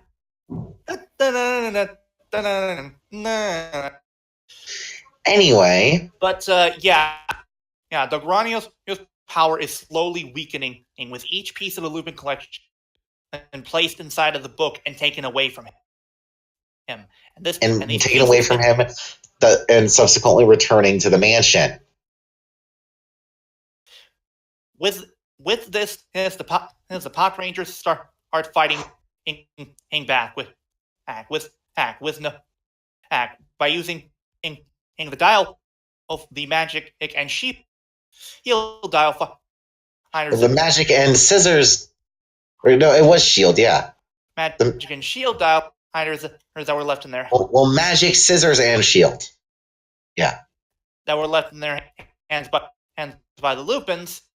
And along with Keiichiro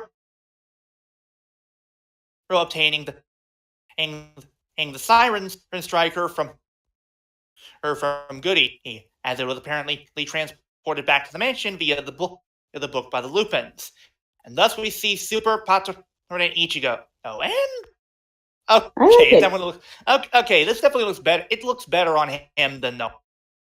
Yeah. And speaking of, no. Oh well, he actually, well, as Patranger X, he uses is the Victory Striker and becomes Super Patranger X. Because the Victory Striker is as it was also as Keiichiro gave it to him. Yeah. Yeah, Keiichiro gave him, and I was like, it looks better. Noelle, that looks better on you than Siren Striker. Yeah, exactly. I prefer how it looks on him. The gold and silver over contrast so well and pop really nice. And even on the dials, it has the gold ring instead of red, matching Noelle's vibrant X. Yeah. Mm-hmm.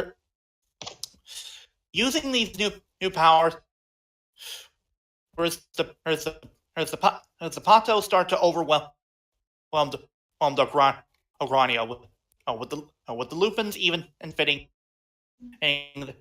returning their dial fighters to the BRB guys. Hey, good old BRB flutter. Their dial fighters and their VS changers. So good old BRB flutter. And unfortunately, they're not really sure how they're going to get out because, well, they're not part of the Lupin collection, so they can't really escape to the book now, can they? Oh, it would be funny if they actually tried. Or maybe depressing. So anyway, after a powerful attack by Dograni, that nearly overwhelms Keiichiro. That's then backed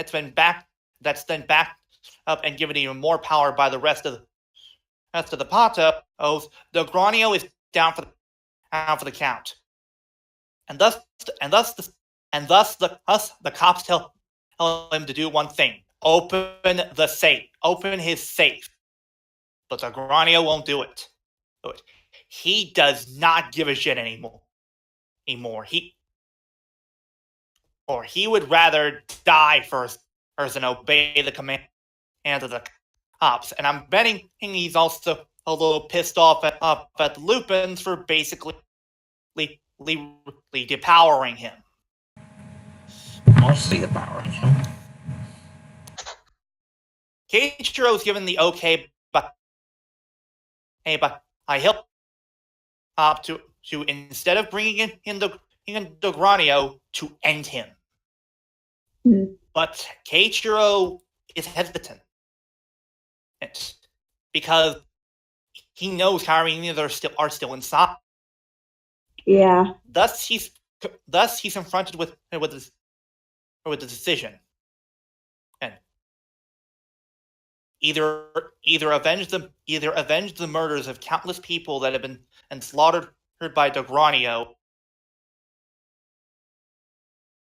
and thus create 3 more murders, or spare him in the chance of saving the lives of 3 civilians. We see poor Keiichiro slowly step forward, reminiscing on his memories with Kairi and the others. And I give props to the actor for Keiichiro. This man is giving it his all. You can see that raw emotion in his face. Yeah. And the man even starts tearing up and crying because he knows that if he does it, he'll never see Kairi, Tom, and Umika ever again. Okay, I'm going to let you speak this next part, but I got something I want to say on this next part. What is it? No, sorry, go ahead and say this thing, because it should happen afterwards. And thus, Keiichiro reaches the Granio, aims his weapon at him, and we cut to black, and hear a single shot. We cut to 1 year later, wherein everything's gone back to normal. And this is where we also learn that Keiichiro, he couldn't do it. He couldn't bring himself to kill the Granio, even if it meant putting an end to it with rain. The lives of the trio, the juror, mattered more than bringing to the end into a killer. We see the Granio is chained up in some location and protected by the global police, as several guns are aimed at him. And the Granio is furious, seeing this as a fate worse than death. Then the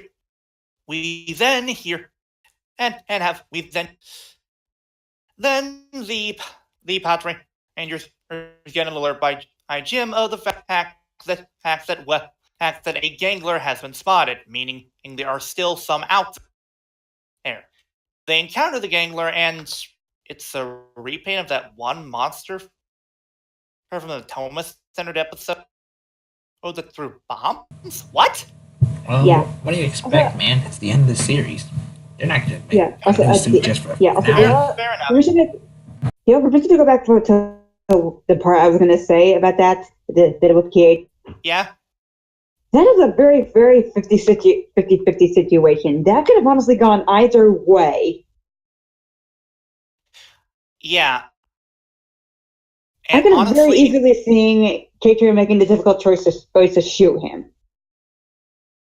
This basically, that moment tested Keiichiro as an officer.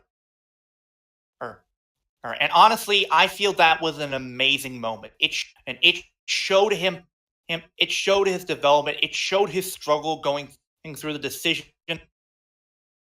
And the fact that he didn't, and the fact that, and the moment where they basically cut to black before hearing the gunshot, perfect suspension. Yeah. Also, if he did shoot him, this ending would have gone very differently. To sense. Yeah. Speaking of, let's get to that. So the Patos arrive and fight the Anglon. However, we then hear the familiar voice of Kairi as we see. He's alive. As we see, Kairi, Tom, and Umika. And I'm back. What did I miss? Are alive. And well, the Lupinrangers are back. That's what you missed. Yes. Wait, what did I miss? We were just about to get to. Yeah, the Lupinrangers come back. That's the part we were. Well. And before, if I may, I actually really like the fact that they gave up their VS changers and Battle Fighters earlier on because that was their way of relaying to Gogure that their wish has been granted. Mm-hmm.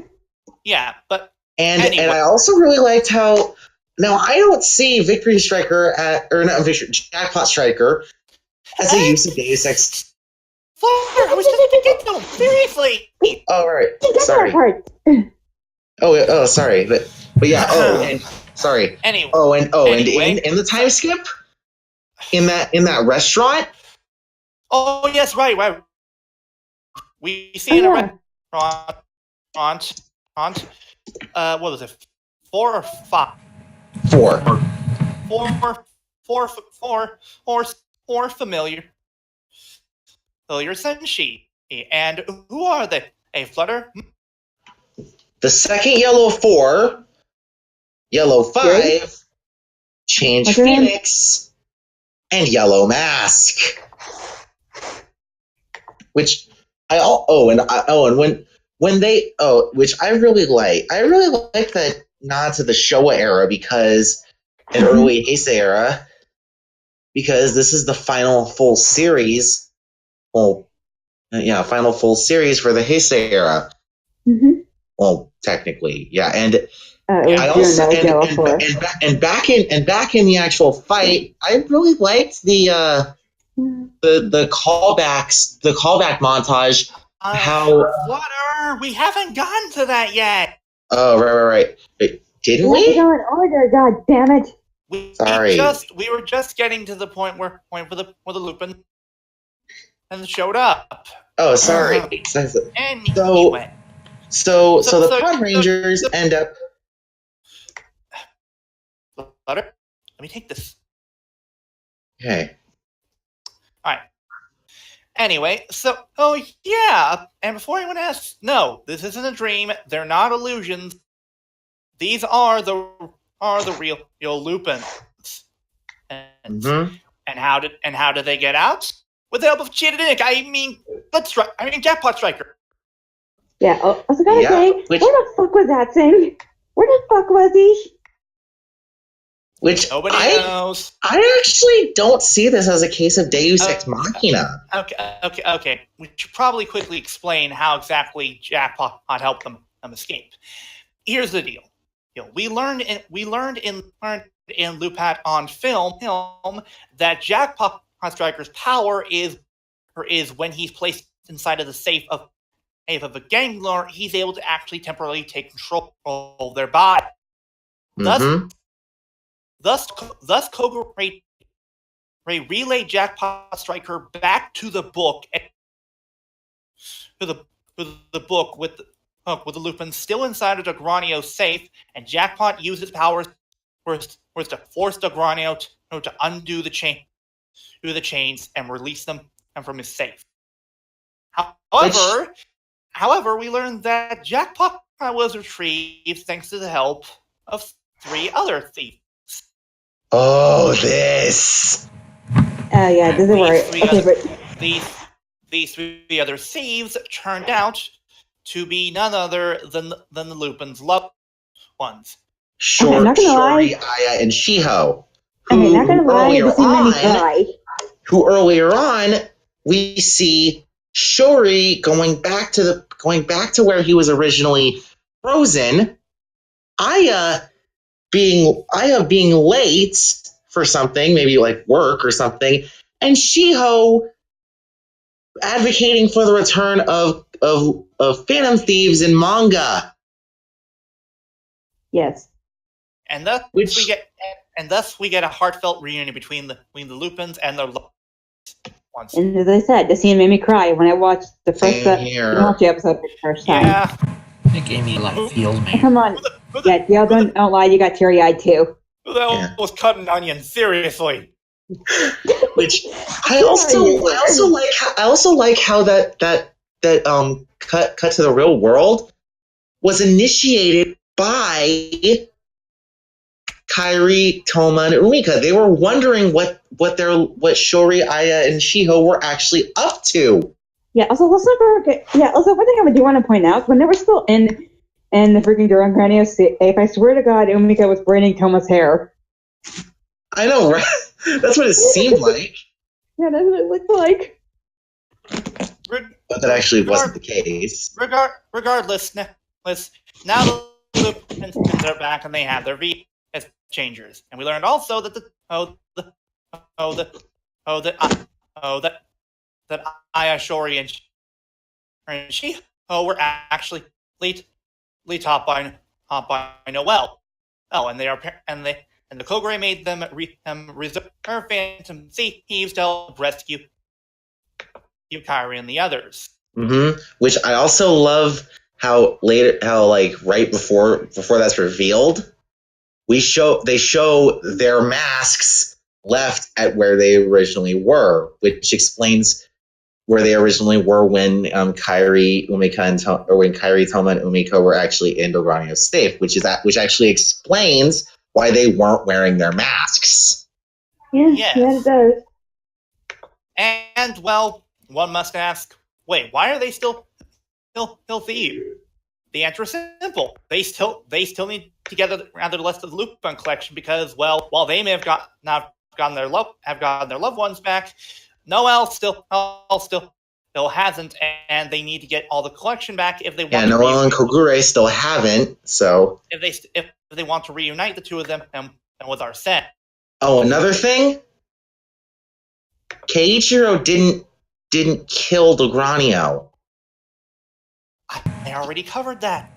Oh, sorry. Yeah, also you gotta love how they just have a giant amount of Gatling guns just on Dogranio ready to kill him. Yeah. And I like that callback. It's basically Keiichiro's in Kairi's shoes. Mm-hmm. And also, I just like to make note that Dogranio is basically the latest in the Sentai villains to not die in the end. Dogranio isn't dead. He's currently still being held prisoner, even after Kairi and the others escaped. Even though he wants to die.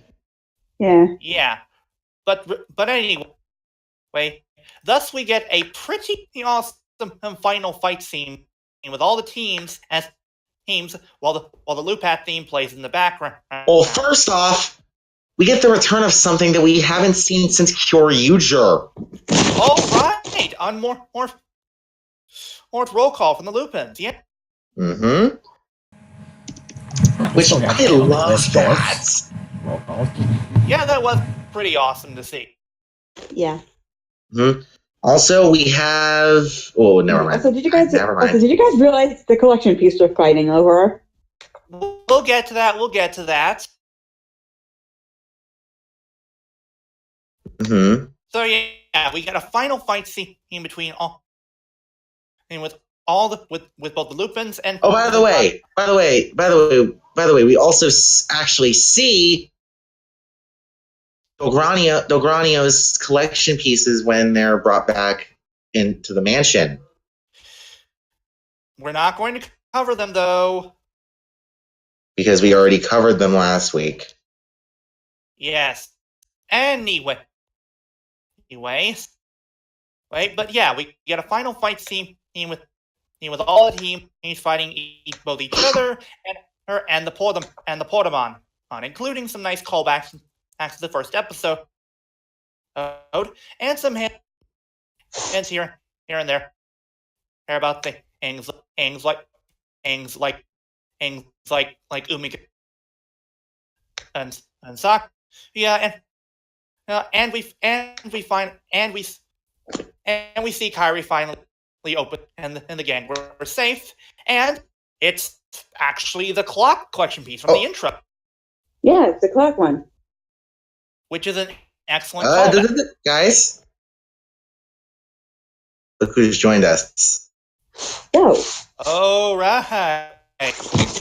Nobody expects the monastic inquisition. Mildred? Mildred, we can't hear you. Hello? The monk.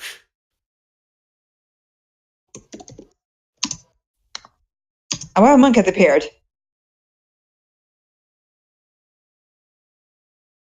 Mildred. He's not muted, so. Oh. Okay, well, he might be back, hopefully. Yeah.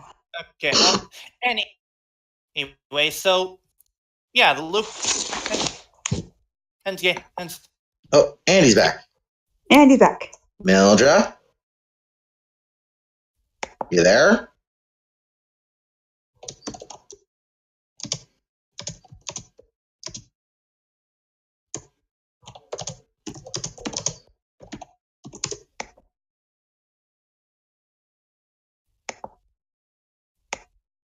Oh, no, go ahead. All right, so after the loop and finally. Oh, and by the way, we actually. Wait, no, go ahead. So sorry. The Lupins obtain supposed the final collection and from the Gangler, they still have there's still the matter of reclaiming the piece that the global police have. Well, first off, we actually have a name. All right, and what is the name of the collection piece? Yesterday, once again, or Hier une fois de plus, which now it does look like the Shuriken Ball, but it's actually been confirmed to not actually resemble the Shuriken Ball itself. First off, the hands of the clock. First off, the hands of the clock appear to point to 9:30, which is the current Sunday, which is the current time slot. Which has been the current time slot since Q-Ranger. The thing is, it actually resembles the upper torso of Battle Fever Robo. Huh. Interesting. Yes, I see. Scary. Oh, there we are! Zelda, the monk. My soundboard's busted right now, so nothing on that front. Okay, so Mildred, go ahead and open and get in the document real quick since we're covering the episode. Wait, does he really need to open the document and we're doing that? Yeah, he knows why he's here. He knows. Anyway, so yeah, the Lupin Brigade and claim the clock, and thus they prepare for yet another show, and with the Patranger, thus ending the series. Which I love. Which I love the title card that they use for the end of the series. It's just the Lupins and the Pots just with their backs turned, and at the bottom left and at the bottom right corner of the screen, it's Fiend. Yeah. Also, can I say I really like the handoff they do at the end? Oh yes, we'll get to that. Right. We have, of course, the handoff wherein we see Ryu's old red and interrupt a fight between Kyrie Engage, Bro, waving to the camera. Yes, and a moment of why can't we be friends? Now we're not going over the preview for Psycho Battle since, well, we're covering that in a few in 3 days. So yeah, Mm-hmm. I'm sorry, 2 days. But anyway, so that was the final episode of Lupat. I will say, strong finale. Yeah. Damn. Okay, I will. There's a few things there's a few things I should get out of my system before we wrap this sucker up, and I just say it for a moment that it's good to be back, and well, because of what's happened earlier today, I needed a damn drink. Gotcha. Fair enough. I needed a break. It's not even Sunday yet, and I'm already breaking out the keg. School! Anyway. Fair enough. But now, first off, allow me to take a moment to eat my bag of shit, because when On Film came and went, I said, I'm sure we'll never see that striker again. Well, shows what I know, because that was their ticket out, and I will grant them for using it in a smart way. Mm-hmm. If they can't, because now, of course, the obvious question is how the hell did Kyrie manage to fit that giant ass book on his person? But then I remember Hammer Space. It's best you don't know. Yeah, Hammer Space. It's best you don't know, because they probably had to shove it up someone's ass. Anyway. I'm betting Toma got talked into doing it. Yeah, pretty much. Why do you think he's always so angry? He's got a point. Yeah. Because, well, I bring that kind of thing up because remember the quiz gag thing from a few weeks beforehand. Oh yeah, from episode 46, where Noel was going to do an imitation of Toma. No, Kyrie was. Kyrie. Kyrie was going to be doing an imitation of Toma, and then stopped about 15 seconds in because Toma gave him the look of, if you do this, I will kill you. Yeah. I don't think anybody. Yeah, that was pretty funny. Yeah, that was like that. But anyway, but using that to essentially steal steal the powers away from the vault was a very smart move. And of course the whole escape thing, because of the fact that Jackpot Striker's main ability is controlling bodies while inside the safe. Yeah. Mm-hmm. So it's a good way to. I mean, yeah, they couldn't figure out a way to break the chains, but you don't need to do that when you can just make him open the damn thing himself. Yeah. The time jump thing. I can see why they went with it. I really hope that we don't have a V cinema in 6 months going over what happened in that time, because I feel like that's unnecessary. We won't, because remember we've got Lupat versus Kaitou. We do have a cinema movie, but it's not what you think. Yeah, it's Lupat versus Kaitou, which we have a synopsis for. Place before the final episode, which does disappoint me a little bit. Yeah. I do think that it went off fine.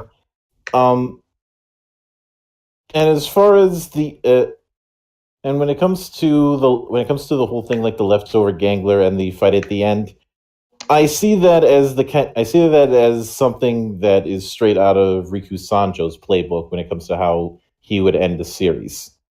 Or he would leave, or he'd intentionally leave things open.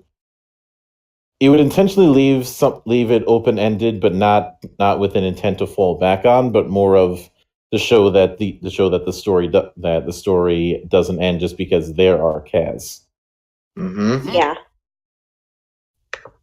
Which I did Oh, like. and I liked the fact that the ending for Lupat was open-ended. Yeah, same. Yeah. Which is why I hope whoever's going to be handling future Lupat material, keep Kobayashi away from it. In fact, I'd say keep Kobayashi on the tightest leash that you can.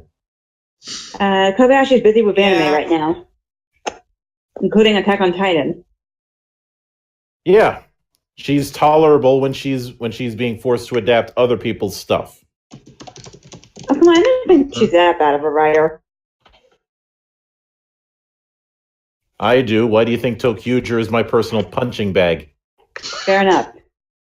At least, yeah, it's like keep her away from that. And I'm trying to remember who wrote. A couple meters away, like, I don't know, 100. Mm-hmm. And keep Junko Komura and Teruaki Sugihara. Yeah.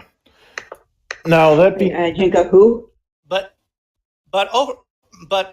overall, in my opinion, this was a great finale. The only there are few missteps that many people could see, like the whole thing with the book. Though, if you paid attention into the series, you realize, it's not really much of a Deus Ex Machina.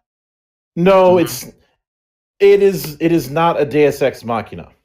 What it is Chekhov's gun. Yeah, it's Chekhov's gun.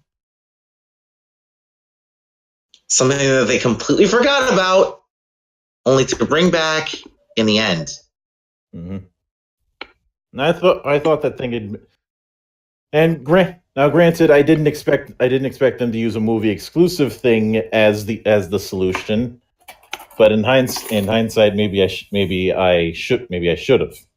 Because up until then, we hadn't had our movie exclusive mecha come back, return. There's not exactly a precedent for that kind of thing. And the only other major case I can think of something movie related coming back into the main series was Night Hunter D. Oh yeah, that's right. I expected Jackpot Striker to come back at one point in the series, but I did not expect him to come back this way. That was a good move. And I will. Yeah, but that was that a good brings up bait one and specific switch. question. That was a good bait. That does bring up one specific question I do have, though. Where the fuck was he? No one knows. Yeah, but that was a good bait and switch.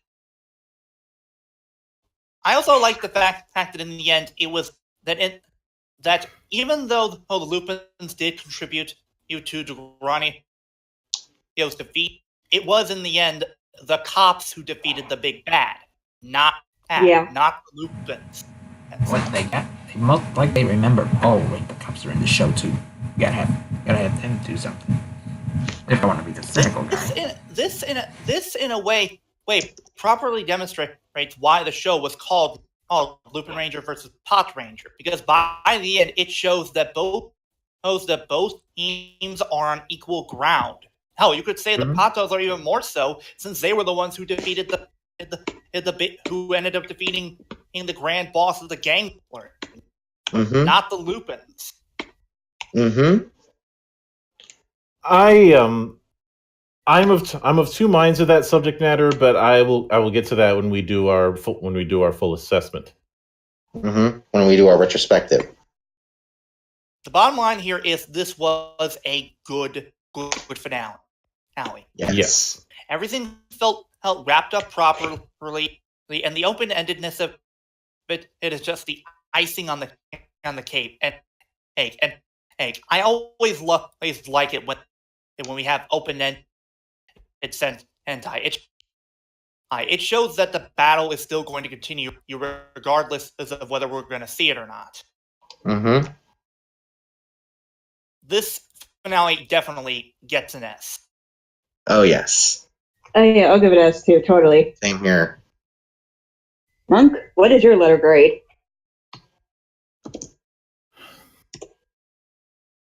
Well, if you're asking me for a letter grade, then clearly you don't watch my videos. Yeah, he never does. He's never done a letter grade. But okay. This is a different. Oh, well, here we letter grade. Oh, I would say I'd be willing to give it an A. If I'm going by my system, it is a case of recommended. Oh, Sweet. how SF debriefed.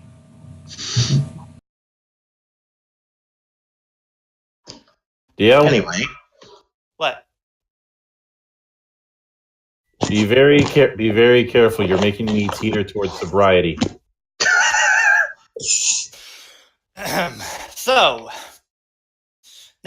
So, with that out of the way, it's time that we cover the series properly. but first, plug in. That's right. And who is our plug-in this week? Flutter? Our plug-in this week is actually a good friend of ours. Crunchman 61. 61. Mm-hmm.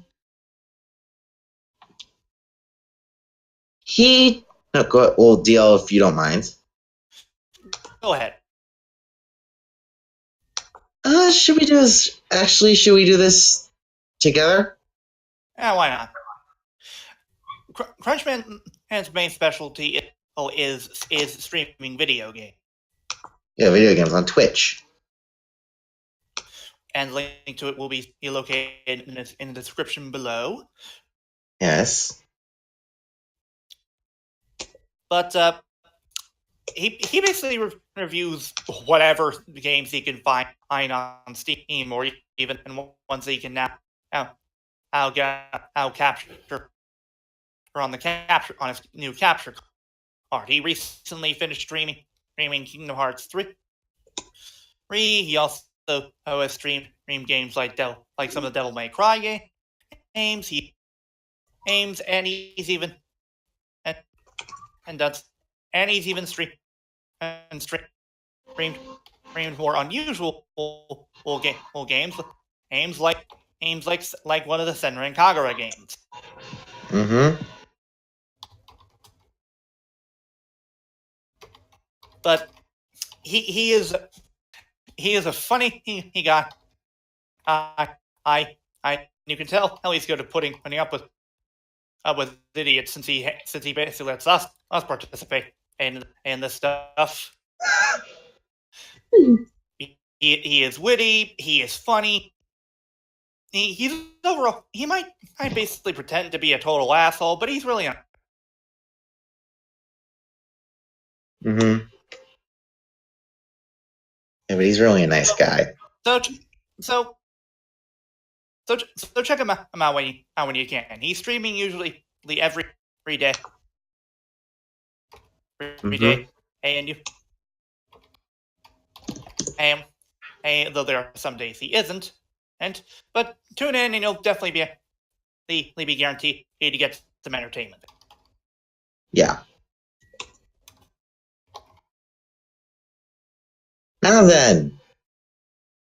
Right, let's get to the Loop Hat perspective. Mm-hmm. Where do we start? Okay, I got something to say to start. What? Yes. All right. Excuse me. Was the show perfect? No. Would the show be considered one of the worst Sentai of all time? No. My stance? Hell no. Fun, but flawed. Yes. It's flawed, but not in the way that Q Rank. No, it had good villains. That much. Yeah. It had good villains. Go ahead. It had good villains, but they were underutilized. They just exist for villain's sake. We should, Most of the time. Okay, should we start with the villains or the heroes? Villains. I said with our with heroes. Yeah. All right. We'll start with Kyrie. We'll start with Toma and Omika.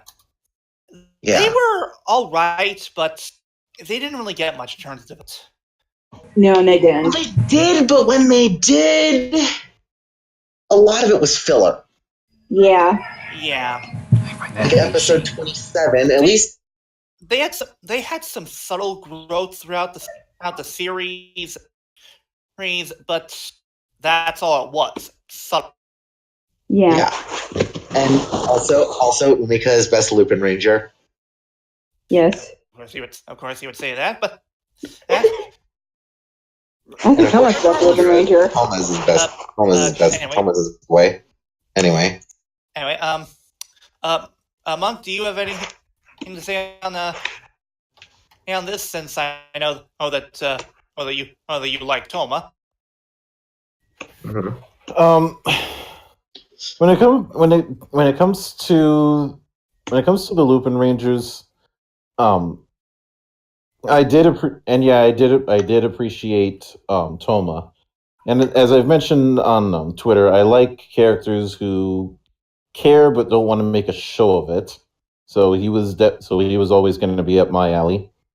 Mm-hmm. And I'd say of the three, the one who probably got the least bit of development, though.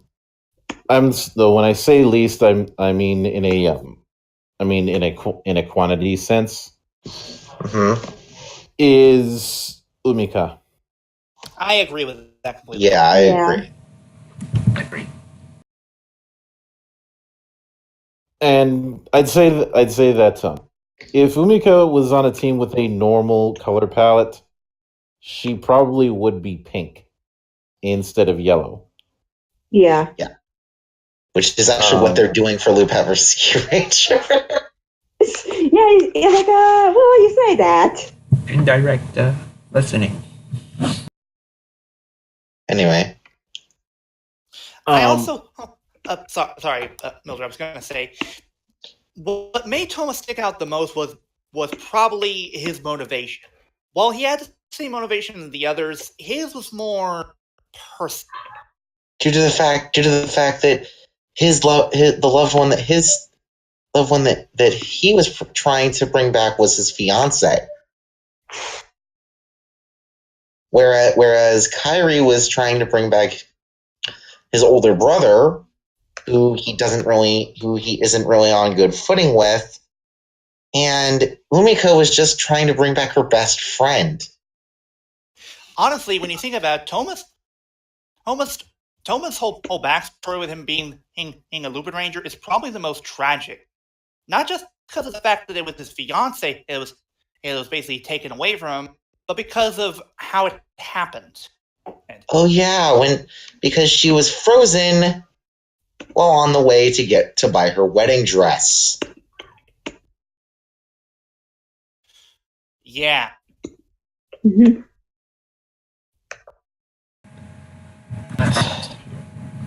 Being frozen. Anyway, Monk, what else do you have to say? Now, I know that there are certain people who are going to get defensive about me saying this, but it is refreshing to have a red Senshi that I don't have to make apologies about. Yeah. Because, well, in the last couple of series, we've been 0 for 2 when it comes to Sentai Reds. Yeah. On the last 3 series, we've been 1 for 2. I'm assuming that the one in this case is Euroger. Yeah, is Yamato. Mm-hmm. Yeah, Yamato's the exception. Yeah, but the thing that I noticed with Kairi is that and this is the reason why that little idea was planted in my head. Oh, I'm sorry. He's not exactly what you would call high tier heroics. No. Yeah, no, not at all. He is exactly what you would expect a phantom thief to be. Yeah. He's a tried and true phantom thief who does take his job seriously, but he has more fun. Mm-hmm. He knows that there should be a sense of fun, but while there should also be a sense of professionalism. I can get behind that. Mm-hmm. On the comment of that, I would like to also say, that it's most likely that the reason that Kairi hides behind this persona of basically being all happy and cracking jokes and having fun overall, it's most likely to hide the pain over the loss of his brother, because because when you think about it, Kairi is probably the one he feels the most guilty about what happened. Yeah, he has the most guilt over his loved one. Because the last thing that he said to him was so mean-spirited and cruel, when his brother was just trying to help. Yeah. Also, I got one thing to say about Kairi, if I may. Go ahead. The way they framed that could have easily been the other way around. The brother could have easily been in Kairi's shoes the entire time if he was like one step away. He could have. And the whole thing with Kairi's guilt over what happened to his brother, you can see throughout the series, it's eating at him. And you could honestly argue that the whole thing with the bistro was the only way that Kairi's still keeping his sanity and not falling into depression. Yeah, because he's working with a group of friends who he's since come to realize, who he's since come to accept as family. At first, they were just comrades, but over time they became friends. But by the end, they're like family to him. And I will say, his rivalry with both Zamigo and Keiichiro was very, very well done. Keiichiro especially. We'll go into more detail when we get into the pot. Yeah. Also, since you mentioned family, I have to throw this in real quick. Ninja, eat your heart out. Yeah. When a pseudo family does better than a pseudo Sentai family does better than a biological family, you know you fucked up. But yeah, you're lying. Sorry. I will admit there should have been more between Kairi and Zamigo, and you could tell they wanted to do more, but for some reason they couldn't get a hold of Zamigo's act. So he disappeared for a good 13 episodes, and where you left on there. Where did he go? We have no idea.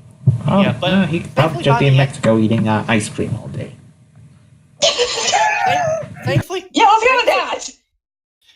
Yeah, let's go with that. But thankfully, by the end, I feel they made up for lost time. The ending of the rivalry might have been a bit rough, but I feel that they capped it off nicely regardless. Especially given the fact that Kairi was the one who ended up delivering the killing blow to Zamigo. Mm-hmm. Mm. Yeah, because unlike the Ninja and Q Ranger, and to an extent Zyuohger, whereas in the Ninja, the rivalry was actually between Kasumi and Manga. Ninja did have a rival. They just killed him in one episode.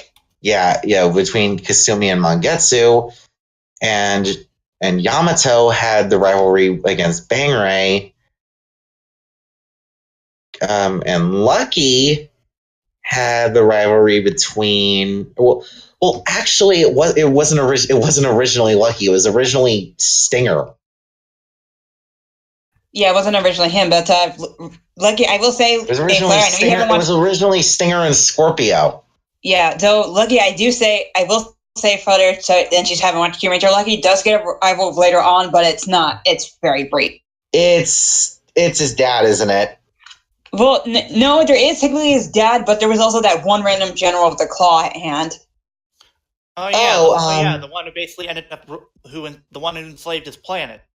Yeah, I'm gonna say his name is Kukuruga, but I could be getting that name completely wrong. Yeah, Kukuruga. Yeah. Yeah. Yeah. Then it was Lucky and Kukuruga and Lucky and Aslan, and then at the end, it was actually Tsurugi and Cuervo. Yeah, and then you had Tsurugi and Cuervo at the end. Yeah, it's just anyway. And this series was actually had a rivalry done right, and a rivalry that actually lasted the entirety of the series, because with all of those rivalries, they were brief. They were very brief. And not to mention Kairi landed the killing blow, whereas with Mangetsu, it should have been Kasumi instead of Leftovers. Mm-hmm. And Also, if you think about it in this, right, this is the first time we've had a series-long rivalry, so I could be completely wrong on this. Okay, I'm probably going to be completely wrong on this because I haven't seen all of Tokyo, but I think this is the longest series rivalry we've had since Hiromu and Enter. You're kind of right on that because Zamigo lasted until near the penultimate episode of the series. Until the penultimate episode of the series. Yeah. Also, so I don't make myself sound stupid. Was there a rivalry in Tokyo? No, I'm forgetting. There General was Schwartz a rivalry between there was a rivalry technically between Zet and Wright, but there wasn't really much to it. Okay, but what about Kyuranger? There wasn't much dynamic. There wasn't much of a dynamic for that rivalry. What about Kyuranger? Actually, you could say, hey, that's Kyuranger. You had Uchi and Del Gold, who lasted just as long as Amigo did. Yeah, so it's our first rivalry. So I take back my earlier statement about Hiromu and her. Mm-hmm. Which I enjoy that they give, and at least with those rivalries, they have an interesting dynamic. Mm-hmm. Anyway, now before we go to the cops, let's go over her Noel. Yeah. Shouldn't we do him last technically, since he's from both teams? We'll use him as an intermediate. I think he should be done last, given his context. Yeah. Well, let's go over the cops next. Mr. Monk, you have the floor. I remember discussing the series with the Shades a few weeks back, and he made a comment that I think is very apropos. Mm. The Lupinrangers are a Heisei era Sentai, and the Patrangers are a Showa era Sentai. And Mildred, that theory was originally posited by EZ. Yeah. But Shades wasn't easy. No, I know that, but Shades just likes it so much and feels it's so plausible that he's ran with it ever since. Well, it is certainly the case.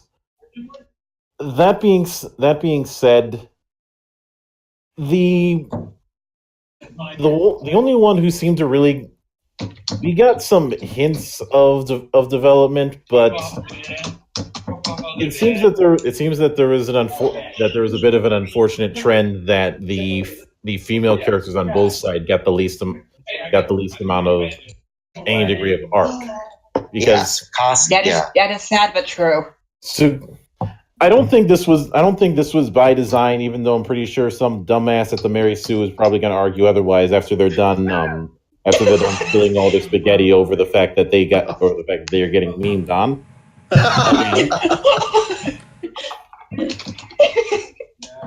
Hey, Mary Sue, you mad about the new Ghostbusters? Well, it's not for you. So learn the code. Yes. But I think it ties into an issue that I'll get into when we get to the assessment. But Fair enough. Tsukasa, the main thing that we get with development with her is the old gag of the tough lady who actually likes cute things. That's what makes you best. I call it these. Personally, I call it the Sakaki effect, because whenever I think about that, I always think about Sakaki from Azumanga Daioh, who was this tall, imposing figure, but had a soft spot for cats, even though the local cat kept biting her hand. Yeah. But when it came to the others, you had one who had the new guy complex and Sakuya. And you had Sakuya who had the new guy complex as well as confidence issues. Even though that was actually explained in 44 and 45 with Satoru. I have one word to describe Sakuya, in my honest opinion, but this may be completely wrong, and you can completely say I'm wrong on this. One word to describe Sakuya: endearing. Yes, he definitely was, because Sakuya, is he a dumbass? Yes, but he's a well-intentioned dumbass. Mm-hmm. Yeah, and I honestly think that in type of endearing character. Sorry, Mildred, I didn't mean to interrupt. I just wanted to finish my point. I do think that endearing character fits the show, and I think it makes sense why you have that character on the cop side of things. Sorry, didn't mean to interrupt. Yeah. All right, Mildred, continue. Now that being said, and hang on a moment, because I need to make sure I get my names correct. Yeah, no problem. But when it comes to Keiichiro, at first I nicknamed him the attack dog, because that was the approach that he went. But he probably had the strongest development, with the sense that he was with his attempts to try and connect with Kairi even before he knew who Kairi actually was. Mm-hmm. And even after that. Yeah. Yeah, but for me, I'm sorry to cut in, but for me, at first, Keiichiro was my least favorite out of the initial 6. Mainly because of his distinctive, I can't trust the Kaitos. But eventually, at some point, it started to boil away, like my disliking towards him, or not considering him my favorite, but the development with him at the end of the series, and he actually does. I actually warm up to Keiichiro. Right. Even though it meant serves, sometimes you have to work with them, because there are bigger things at stake. Even though their Kaitos are basically thieves, you gotta realize they're not exactly you can't just arrest them on principle. You just chase after them for principle. And Keiichiro realized that. You're not catching them because, they're not following the law. I mean, he's not going to let them slide, but he's at least willing to help them once he knows who the thieves are. And I like that. Shame we didn't get that a little early. Maybe around the middle point where, in my mind, but yeah. So you think the Lupin's identity should have been leaked by halfway of the series? Because if that's the case, I agree. Yeah, but I don't. Okay, why do you not? I do and don't because that would have lessened the tension of the reveal in episode 48. I mean that is what they're intending. I don't mind that. Fair enough. But playing devil's advocate, if you did have it by the halfway point, there's also the possibility of having a story part where you have to Lupin's properly on the run as vigilantes of the law. You know what I mean? Right. Which they also go ahead. Here's the thing, Alti.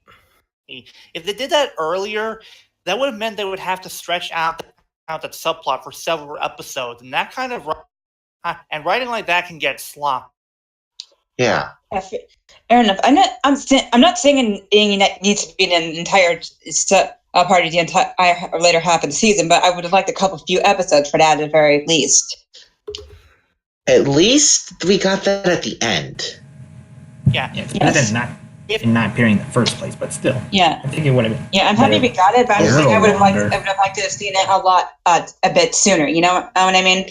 Yeah. Not to mention the tension of them getting arrested was still there. Yeah. If I could describe Keiichiro at first as a character, it would be nearsighted. He saw things simply as black and white. He saw no gray. His mindset was, if you're disobeying the law, you're the. But by the end, he developed into a character that could see beyond black and white and could see the gray. Yeah. Mm-hmm. The thing that I feel makes the Patos a solid team is the fact that every one of them has their role. Sakuya is the sharpshooter, Tsukasa is the brains, while Keiichiro is the leader. Mm-hmm. And throughout the series, you learn why Keiichiro, because when push came to shove, it meant putting his pride above helping others. He put helping others first. Yeah, he constantly swallowed his pride and helped others when they needed it most. Even if it meant letting one of the Phantom Thieves get away. Yeah. His relationship with Kyrie was honestly fascinating. We never really seen a dynamic like this in Sentai, and if we have, it's been a very long while. Because the two play off each other very well. They're polar opposites to one another. Keiichiro was good, while Kyrie is not. Mm-hmm. Keiichiro is very judgmental at the start. But as time goes by and he learns more about and puts the pieces of the puzzle together, he starts to realize that the Lupins aren't really bad people. No, they're law-abiding citizens. Yeah. They just have to pursue these identities and this mission if they want to help the people they love. Mm-hmm.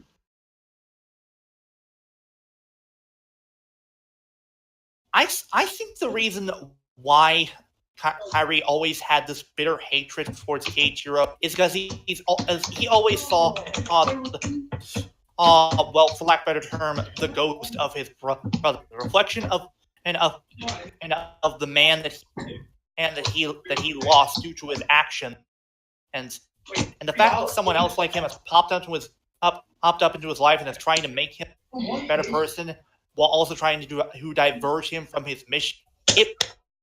It must have been frustrating for him.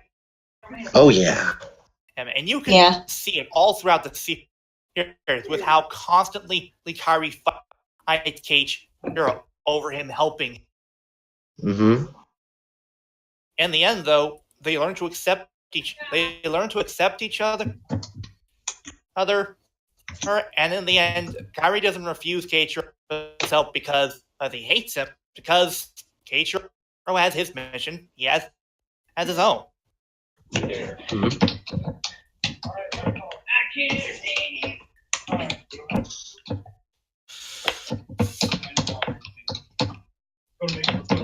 Anyway, but yeah, bottom line, the Patrangers were great characters and were a great team overall. And the fact that they were the ones to put an end to Grani, it shows how capable they are, and that they're not just playing second fiddle to the Seeds all the time.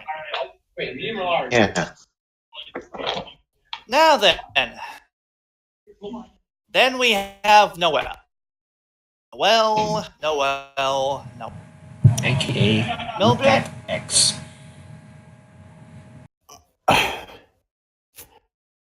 Now I understand why some of my dear colleagues got a little bit triggered over his use of language. Mm-hmm. However, I cannot hold to that policy without breaking my own rules, and that's not happening. No. So, Noah, I will get one little nitpick about Noel's arsenal out of my system first. Go ahead. His sword, namely his sword when he's Patranger X. Oh god, I'm trying to remember its actual name. It's a Jite, but okay, no, Takao. The point is, you are shortening the length of your weapon. Yeah. When something like that would be a perfect opportunity to do the age-old tradition of guns that turn into swords. Yeah. Especially since that's a motif that he keeps with his mech, and this has been a very good. Yeah, the X-Rod sword.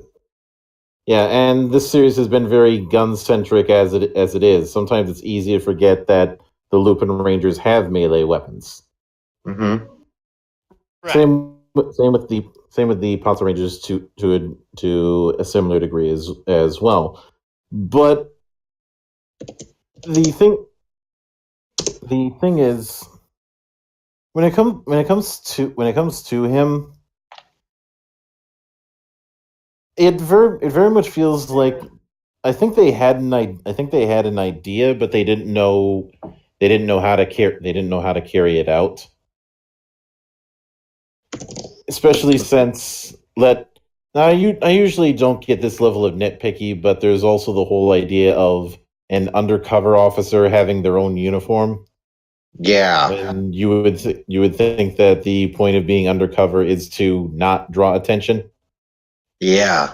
Yeah. That said, Noel, I will admit that I did enjoy some of his antics. He basically came off as that enjoyable kind of troll. Yeah, he really was. And just guilty of enthusiasm. Yeah. I don't really get the hate that some people have for him, because in my mind there's bigger fish in that pot. Mm-hmm. If you feel like frying something. That said, the only real issue that I ever had was okay. So as Lupin X, he has that upper body armor. But what does he have when he's Patranger X? He has that trench coat thing. That's not my point. Oh, okay. My bad. my point is that you would think that there would be some kind of advantage in that form, but Oh, he's left at a disadvantage. Yeah. I mean, if it was, and this would be a case where if they did the whole gun thing and have him using the rod sword as a gun instead of as a rod, Instead of as a jite. Mm-hmm. then you might have something there to further go on his themes, because that's the same theme that he has with his mech. Mm-hmm. But they didn't go that route. And it's not game breaking. It's just kind of odd. Mm-hmm. I'd say the only real the whole thing with him being human may have had a bigger impact if we got more time to understand him, because the big problem with trying to do that sort of double agent thing is that you're always being forced to take everything that they do with a bit of a grain of salt, because after all, when dealing with a spy, you should believe nothing that you hear and only half of what you see. Mm-hmm. Yeah. And even though his claim is an undercover agent, for all intents and purposes, he's still a spy. Even down to using a tuxedo that would make me think that he needs his martini. Not stirred.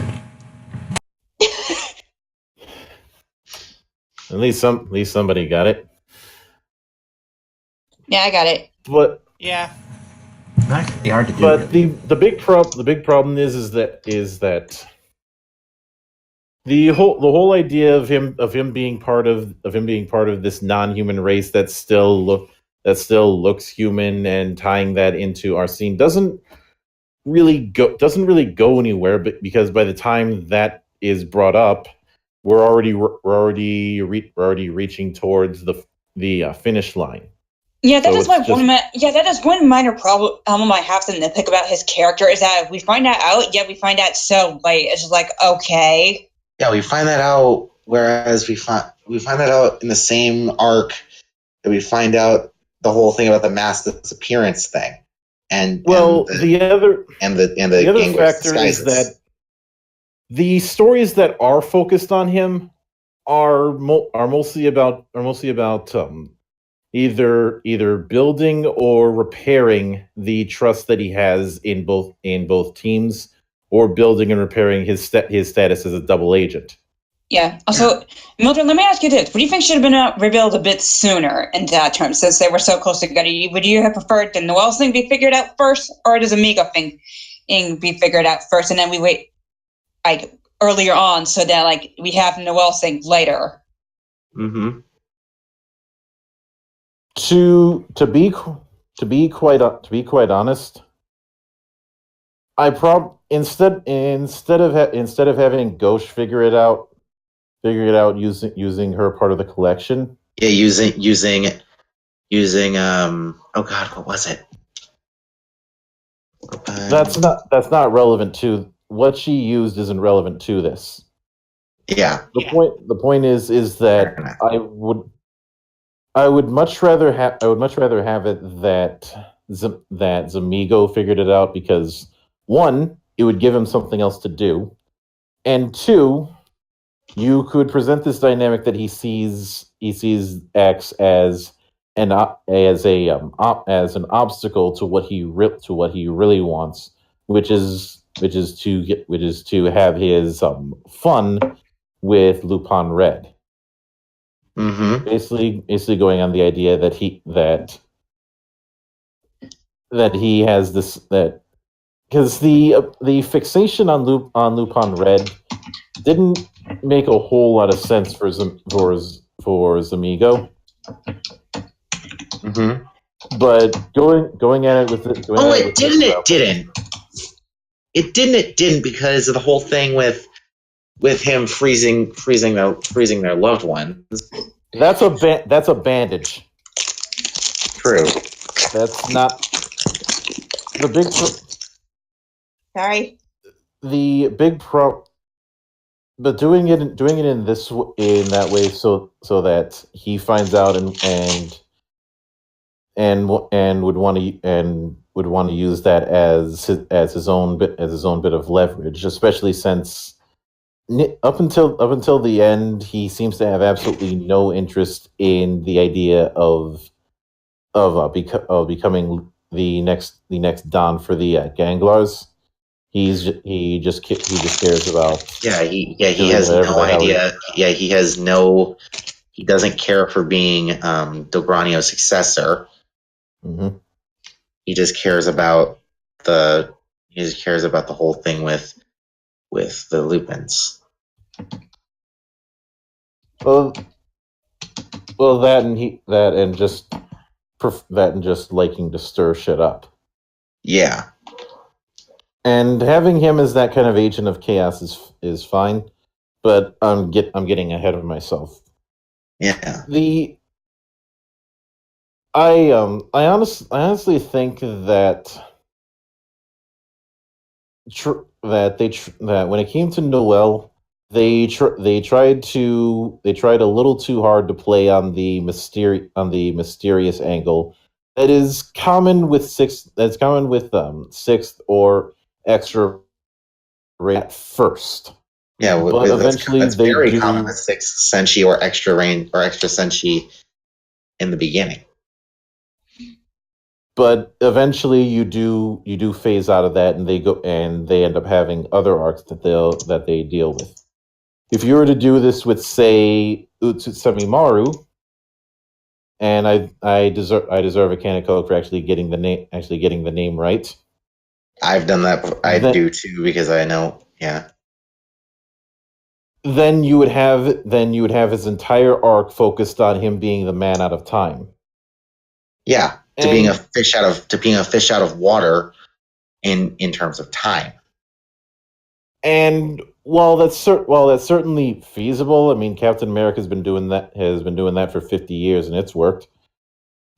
The issue is one of the amount of time that you have with that character, and you can only do that story in so many ways. Mm-hmm. But this ties into a larger. Again.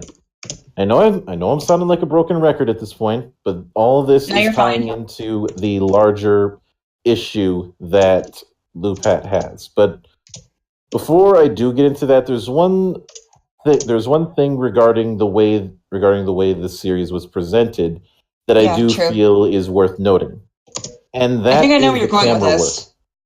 The camera work. This was a very experimental series. And the camera work is no exception, because this was where they were starting to use drone cameras and starting to use 360 cameras.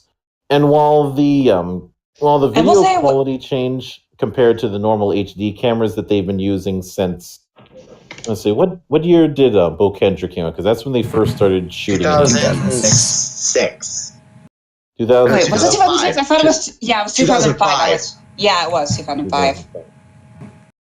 Yeah, because Patranger was the first. Patranger and Kabuto was the first time that Toei started shooting their tokusatsu work in HD.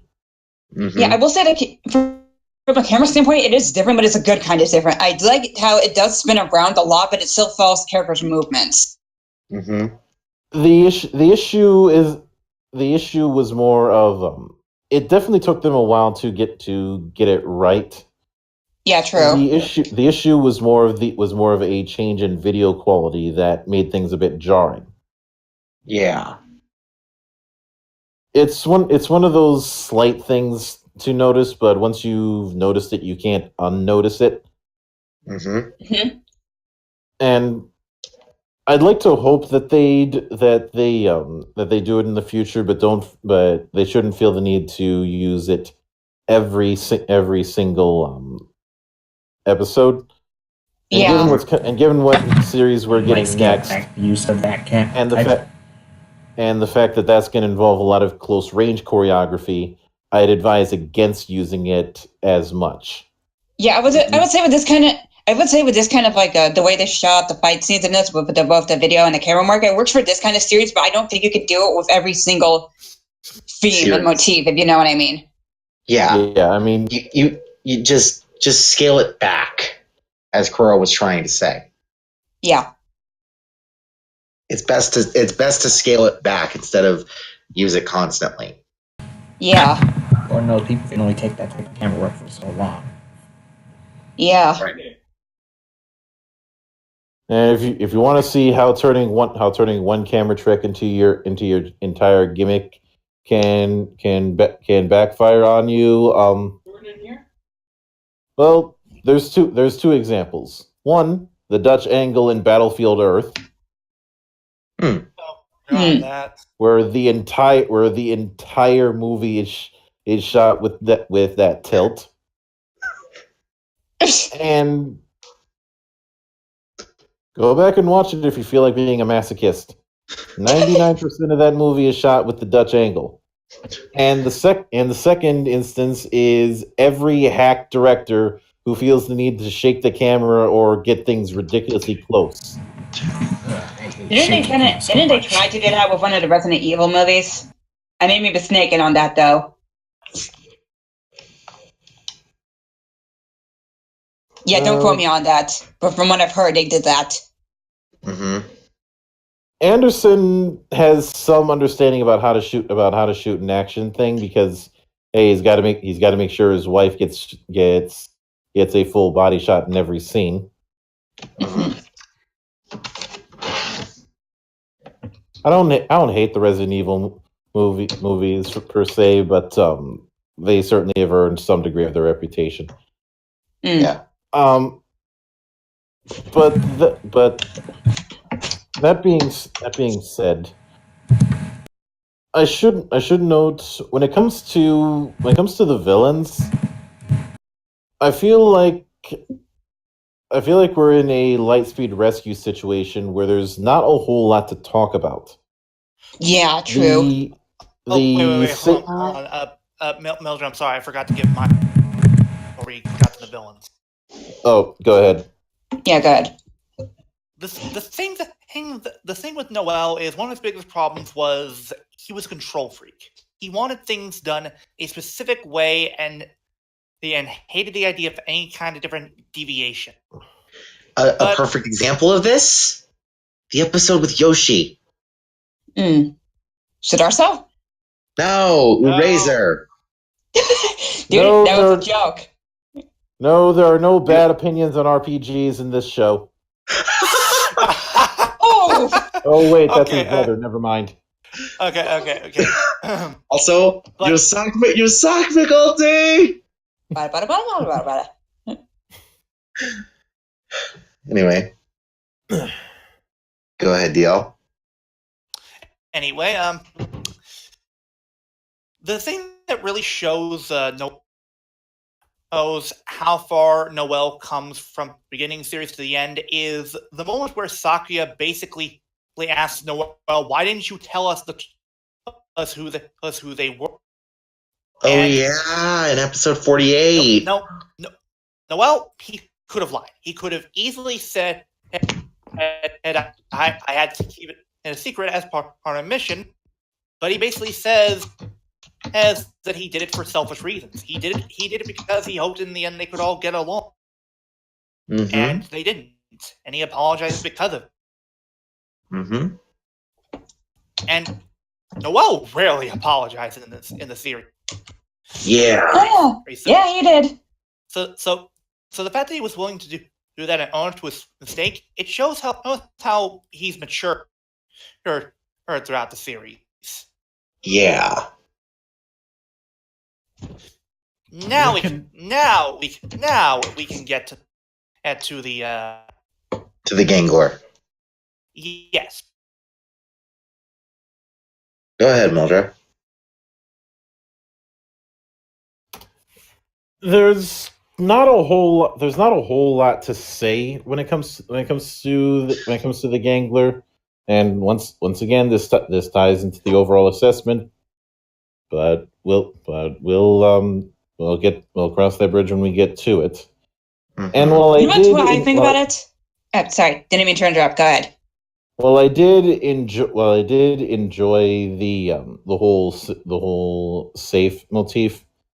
The only time that I ended up calling BS on something, or suggesting that that something was a bit of an ass pull, was the notion that the pieces of the collection that the Patrangers had could reset a safe. Oh, the trigger Yeah. machines.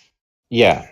Now, Noel knowing this isn't too much of a surprise because he had been an engineer when it came to the collection. Mm-hmm. So it can't comes as no surprise.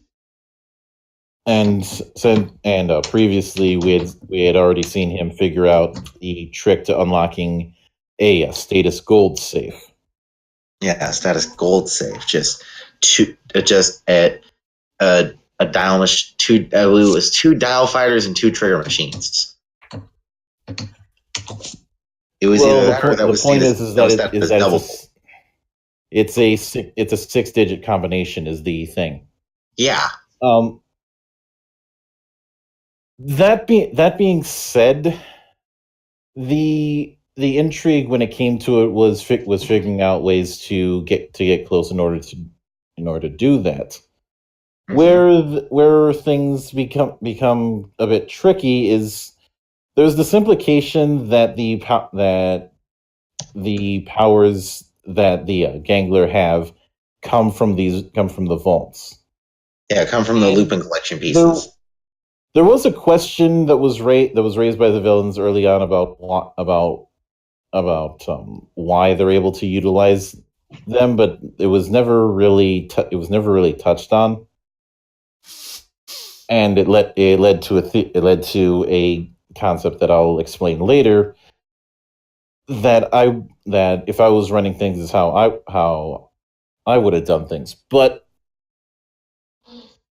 as I said before, I'm reminded of the villains from Lightspeed Rescue, where because of the fact that so much attention was placed on the heroes, the villains don't have a whole lot to do other than standard villainy. Now, the idea of Mm-hmm. whoever controls Earth becomes Dogranio's successor is nice and all, but you've got to follow through once you stick the lift off. Yeah.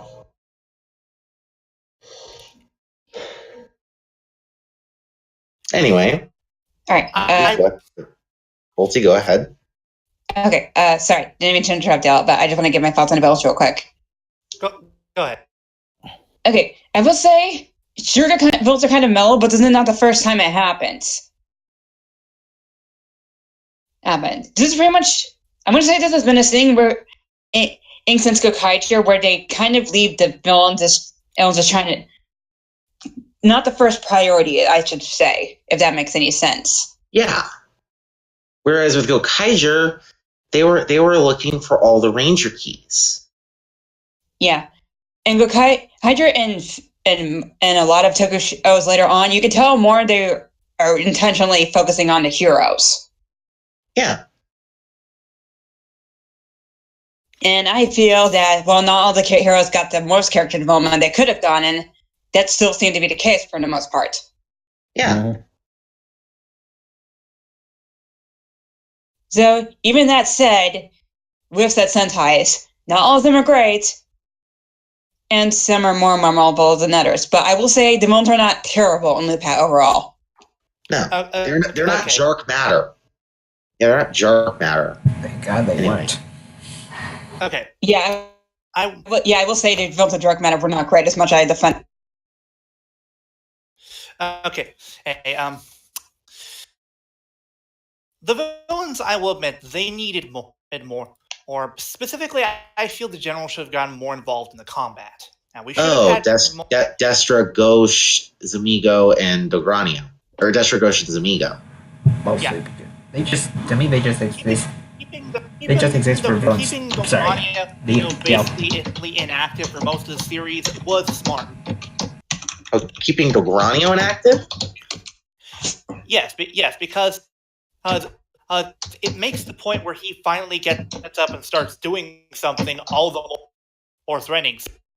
Because when he finally gets even though we had that much earlier in the series when we first got Trigger Machine Crane. Yeah. Keeping his actual involvement in combat minimal until the very end. Again, that was a good move. Mm-hmm.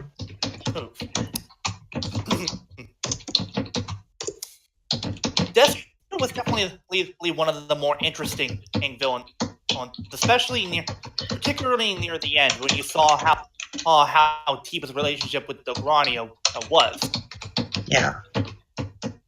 Was because, well, he was more to Dogranio than just another gang. He was his right-hand man and bodyguard. In a way, you could say Dogranio saw Destra as the son he never had. Yeah. I mean, the fact that the way Dogranio's reaction to Destra's death was very interesting and impressive because it showed that it wasn't just a case of minion serves master.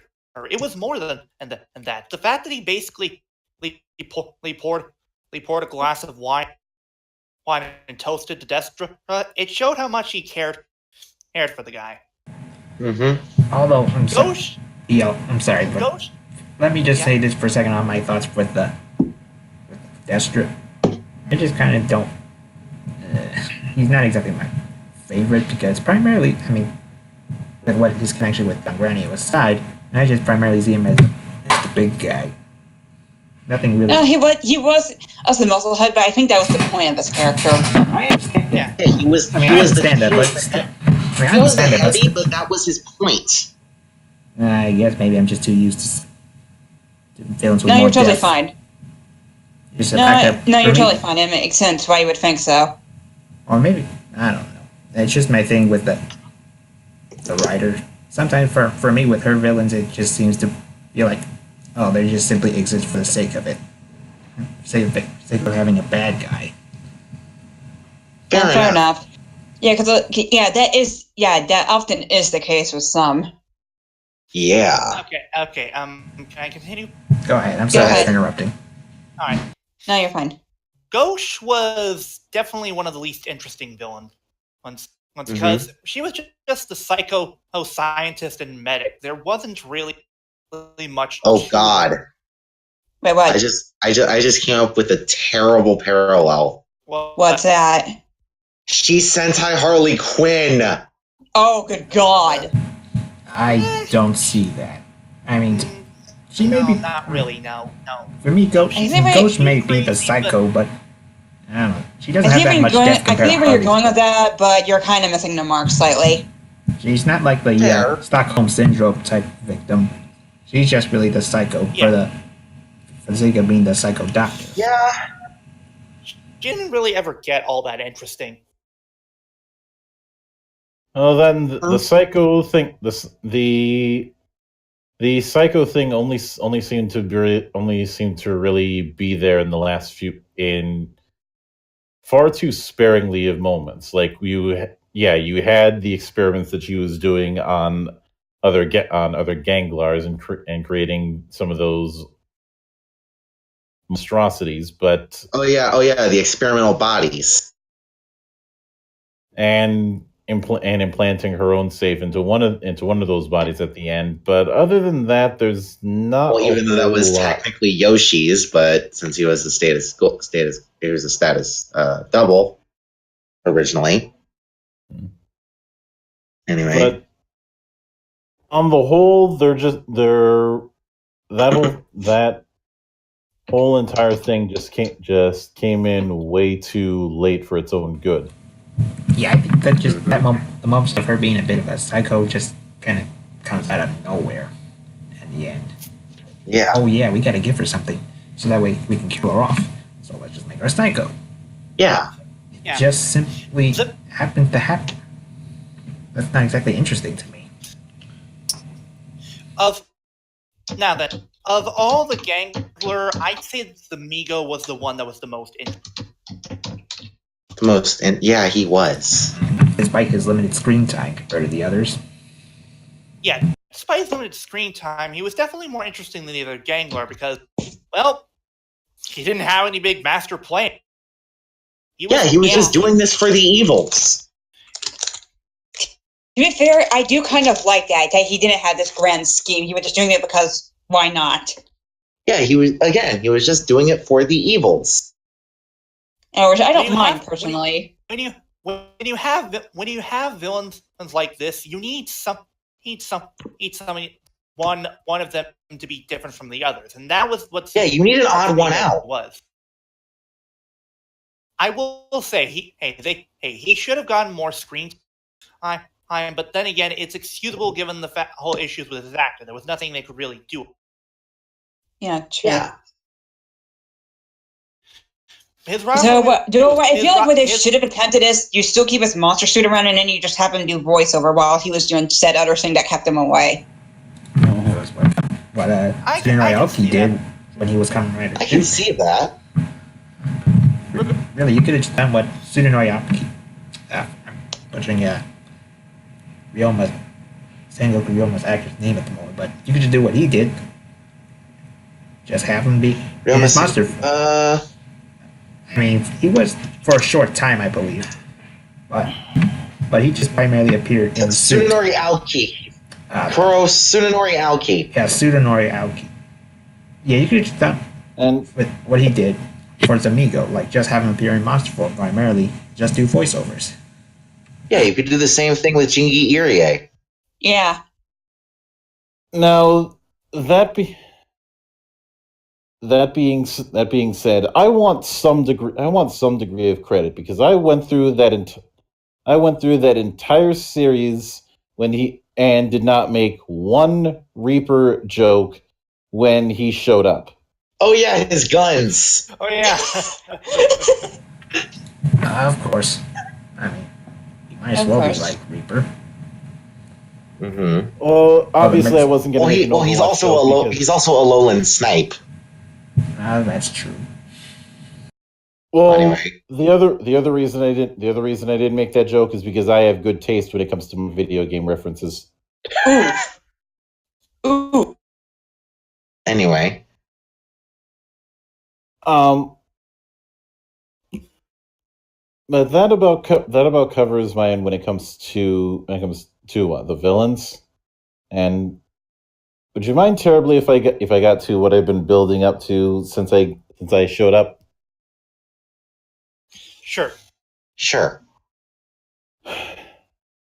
I said this a few weeks ago that if I were to sum up the main flaw with Lupat, it would be of Icarus.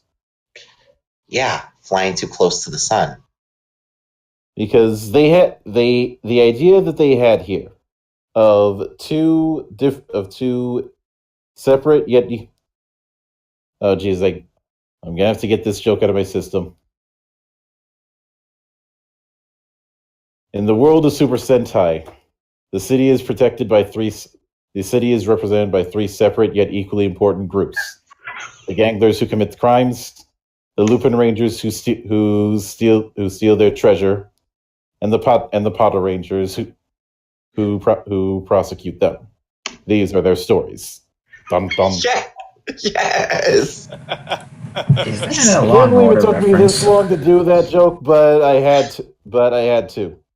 So maybe down the line for a meme entry, I'll put at the end of it, executive producer Dick Wolf.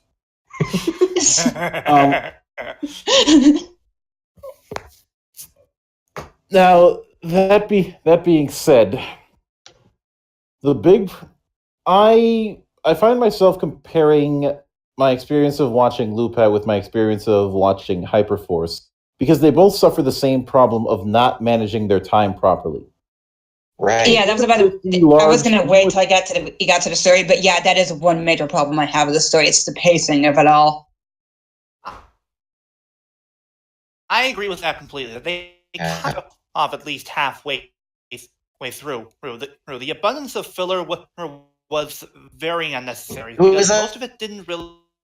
It was still tolerable. Now, granted, the filler was never bad. I think Boring. The only times that I ever really had cringe moments was when they ended up using the child gimmick, and that's only because that's a gimmick. Go ahead, and Mildred. at least with that, we got to learn that Kogure is a master of disguise.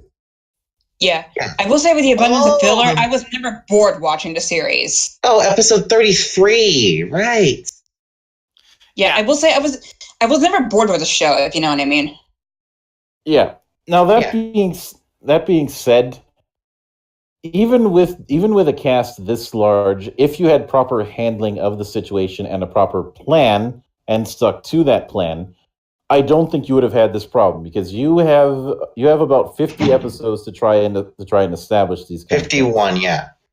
And granted, some filler in tokusatsu is inevitable. That's no one's arguing that. No. But what you end up having the bones problem where you stuff in way too much at the beginning and way too much at the end, and the middle is left basically holding its dick. So basically, you need to spread it out more. Is what you're saying with the more character and story focused episodes. Yeah, and actually, before we go on to that for a second, I just think my biggest problem with the series maybe one thing. Okay, many go people ahead. say a problem. This series is in essence a Sentai versus movie, stretched into it. That is basically its own series. A problem with the Sentai movie is that you're going to make one team shine over another. And with Lupin versus Pat, the trouble starts appearing with the thieves getting more of the focus, while Pat's practically not like squat. Right. Mm-hmm. That's all. That also kind of hurts me with that show. With the show, I mean, the pacing is, to be honest, one thing, but the overall favoritism towards one series, it's hard to deny. Yeah, true. To be honest, they kind of set themselves up on that front. Aside from the fact that there's no way you can do that whole even balance thing for 51 episodes. I mean, I understand that, but one of them's eventually gonna have to take the L. I mean, I understand that. Yeah. The balancing between the two would be a bit problematic, but still, I think it's slightly more focusing on one instead of mostly focusing on one. Okay. Yeah, but one of them is going to have to take out their Metro cards and get a train at some point. Yeah. Okay. On the subject of teams, I'd like to talk about something real quick, and that is the powers. Oh. Well, specifically the small upgrades. Oh, I think one of my friends pulled it best was like Pat should have just like stuff. Pat should have got all the trigger machine stuff. Well, the Lupin just got the dial fighters. They're called. Yeah. Lupin's get dial fighters. I will agree with that. The one thing I will say, that Lupin did much better than Q Ranger is one simple thing: balance. There's balance of powers here. Even after Kairi gets Super Lupin and Red, he's not really that better than the Toma and Umi. He's even with the Lupin Magnum. Even with all these upgrades that they get, not one of them outshines the other. Usually, they're all on equal footing, and that's something you never really got when you watch Q Ranger with Orion. No, that's why one of our nicknames for it when we were covering it was Space Mugen and Company. Yeah. Loop feels like in many ways like a direct response to the complaints that Q-Ranger had. Not much focus on teamwork. The fact of the matter is, regardless of whatever team there was still teamwork to be found out in droves. I will agree. Yeah. The villains needed and more. One thing I would have liked is that I feel would have fixed this is if we got more backstory on the villains. Like, how did Agranio rise into power? Yeah. What's his past connections with Ocean Destra? I know that they didn't really need those things to happen, but I feel including them would have fixed some issues that the villains had. Yeah, and Agranio since Amigo is the only one that we truly had backstory on. Yeah, and even then, it's only slight backstory. All we know is that he's been around Agranio for a while. That he's been proven that he's proven to be a nuisance around Agranio. A thorn in his side. Honestly, I feel we should have had more insight on the Gangler, like how exactly they rose into power in the Gangler world. Yeah, in the back world. Yeah. World, such like that. Again, we didn't really need those things, but I feel including those would have made these villains feel a lot more fleshed out. Yeah, even though what I do find interesting is that how this is technically, in a lot of aspects, a spiritual successor to Jetman. Somewhat. Because the back world, the back dimension, the dial fighters. I think that's stretching. Even as someone who hasn't seen Jetman, that seems kind of stretching.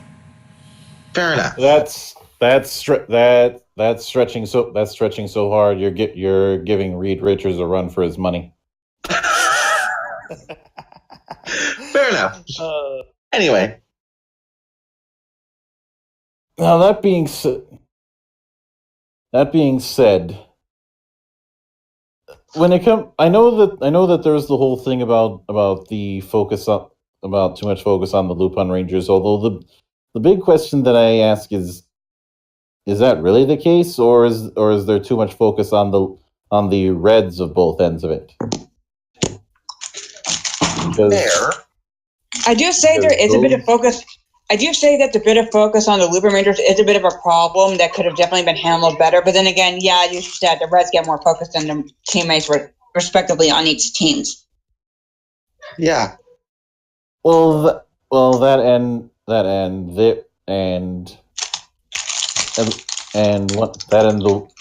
one of the biggest arcs was the whole thing of Keiichiro trying to connect with Kairi. Now, that being said, given the lack of attention on the villains, a comment that was made when it came to the Lupin Magnum, and a few other minor details here and there, it put a concept in my head that I knew that they were never going to have the balls to go through with this, but I can safely say that if I was writing the thing myself, I would have done this, because I don't have any evidence of this, and I don't think I'll be able to find this out for at least another 10 years. But I have a suspicion that there were more than a few rewrites behind the scenes as things went on. I agree with you completely, because there are several things in the VS Changer that were found after hacked sounds were revealed, but were never done, including stuff with a Patranger and Zero. I think that's just a case of standard. Oh, that they were planning on it, but it wasn't. There's one thing sorry, go ahead. Here's why Now, the reason why I bring it up is not just because of that, but because of another thing. The minus Ichigo and and the black Lupin and Ranger sound. Wasn't Yeah, also minus- affecting yeah. Zero Go too? They wouldn't have included those unless they had plans to use them later on. Oh yeah, I remember that Lupin Black was teased, but that never ended up being a thing, unfortunately. That was rumored. I agree with you. Well, yeah, rumored. I mean, felt like that. It does feel like there were rewrites here. Some of You these, know what? Yeah. You know what I'm thinking might end up happening. but We'd be getting that in Lupat versus Q Ranger. I would not put my hopes up on that. No. as much as I would like to I'm see not, that, I'm not putting my just hopes up. positing. No, what was that, Ulti? Yes, like as much as I would like to see it, I could see that not happening. Yeah, I don't see that happening, but I did postulate that as a possibility. But anyway. But there's one thing That's a I mission. do. No, go ahead, Ulti. Okay, I was just gonna mention with the Lupin Magnum real quick. There is one scene I do have to give props to. That I feel like I personally enjoyed. That being? Well, basically it's the part where it tries to fuck with them / test them, where it's like, hey, shoot your loved ones. Yeah, that was a nice test of commitment. It was at that moment where I started to put this together in my head, and this is the grand twist that I would have gone with if I was writing things. And some people may argue that this twist is cheaper, that it invalidates things. I don't think it does. My approach is that the entire thing, the Ganglers, the Lupin collection, the vaults, the VS changes, all of it was one giant long form game to find not Dogranio's successor, but Arsene's successor, and who would be the next Arsene Lupin? Mm-hmm. Because what would be a bigger heist than to steal someone's life? Yeah. Not in terms of taking their soul or something like that, but to literally take their life and replace it with a different one. Yeah. With if I was writing this sort of thing, the core thing at the end would be that Kyrie would end the series not as Kyrie, but as Arsene II. Huh. That sounds actually interesting. Yeah. I remember one of the rumors originally was that Dogranio was going to choose Kyrie to be his successor, and he was going to corrupt him with the powers of Luke and Black, and basically have him take over the gang war. Yeah. That would have been an interesting idea. I feel they could have gone with. Yeah. And the thing is one thing I feel that was rewritten a lot was Kogure. In earlier episodes, you can tell that Kogure had a longer plan, especially the episode where Kyrie and Lupin met them. You get this feeling that that he's not on the up and up, that he has his own agenda, but you're not really sure what it is. I feel like by the end they basically forgot about that. Yeah. Also, remember a certain character who never truly. And speaking of which, remember Hilltop? Hilltop didn't really get a time to shine. Yeah, except fairly entertaining overall. Except for the clip show in episode 30. Yeah. Also, I'm still never going to get over that episode where he showed up as Discount RoboCop. That's the episode. Yeah, that episode is great. Yeah.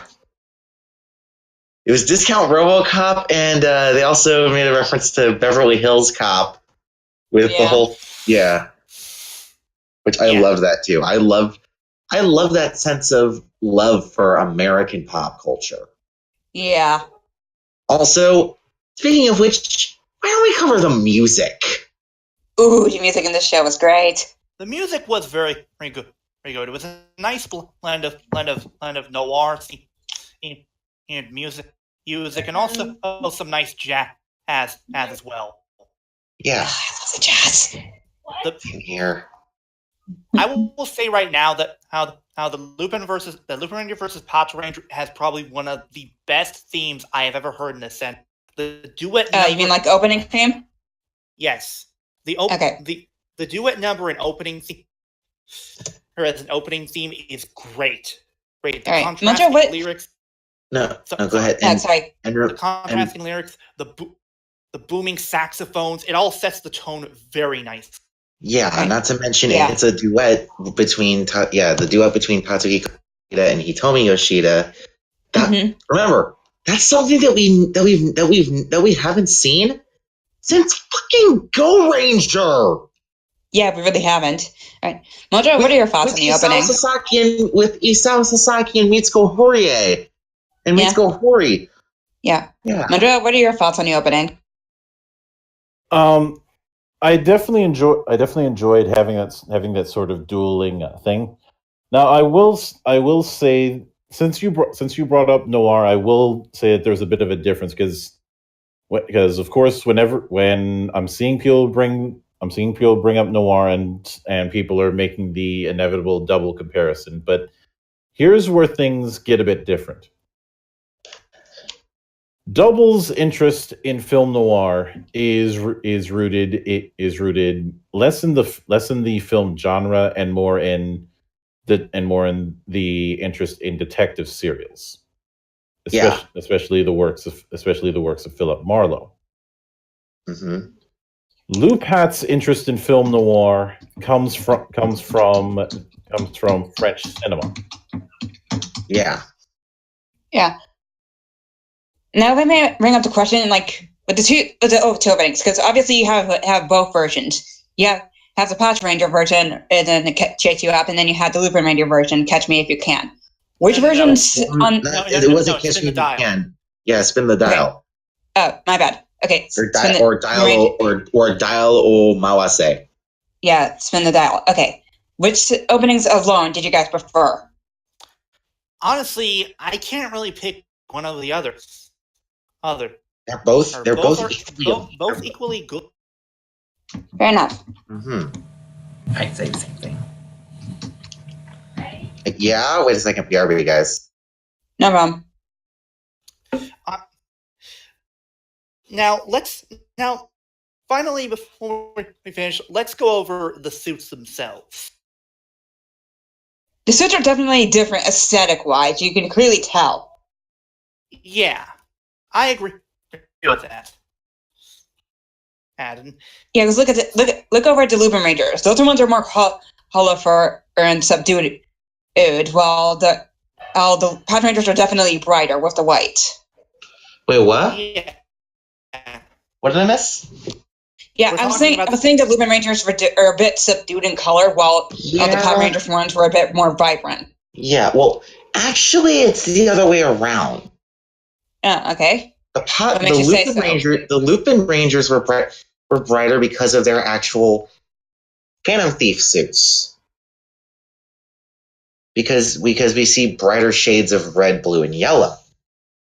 Fair enough. Throughout. And the Pod Rangers are more subdued because they're also incorporated into their police uniforms. More specifically, the shoulder pads. Or more specifically, the shoulders. Mm-hmm. True. I will. Do we want to go over to the henshin? Do we want to cover the henshin too while we're on this? Sure. But real quick, I will say that the theme behind the visors at first, especially with the patos, it took some getting used to, but it grows on you. Yeah. Yeah, I will say the one- visors are a bit different than previous Sentai. I will say this: my personal favorite in terms of aesthetic and design is definitely X's suit, and it's for the cool touch that they did with the head itself. The fact that the mouse plate is essentially the hat and helmet of his other form. For example, when he's Lupin and his mouth he resembles an upside down police hat that's gold, matching his former Patranger X. When he's Patranger X, he has a mouthpiece design that looks similar to a top that is silver. Mhm. And they did a good job of distinguishing the two suits. They look radically different. One is more elegant in design, while the other is more form-fitting and functional. Yeah. Yeah.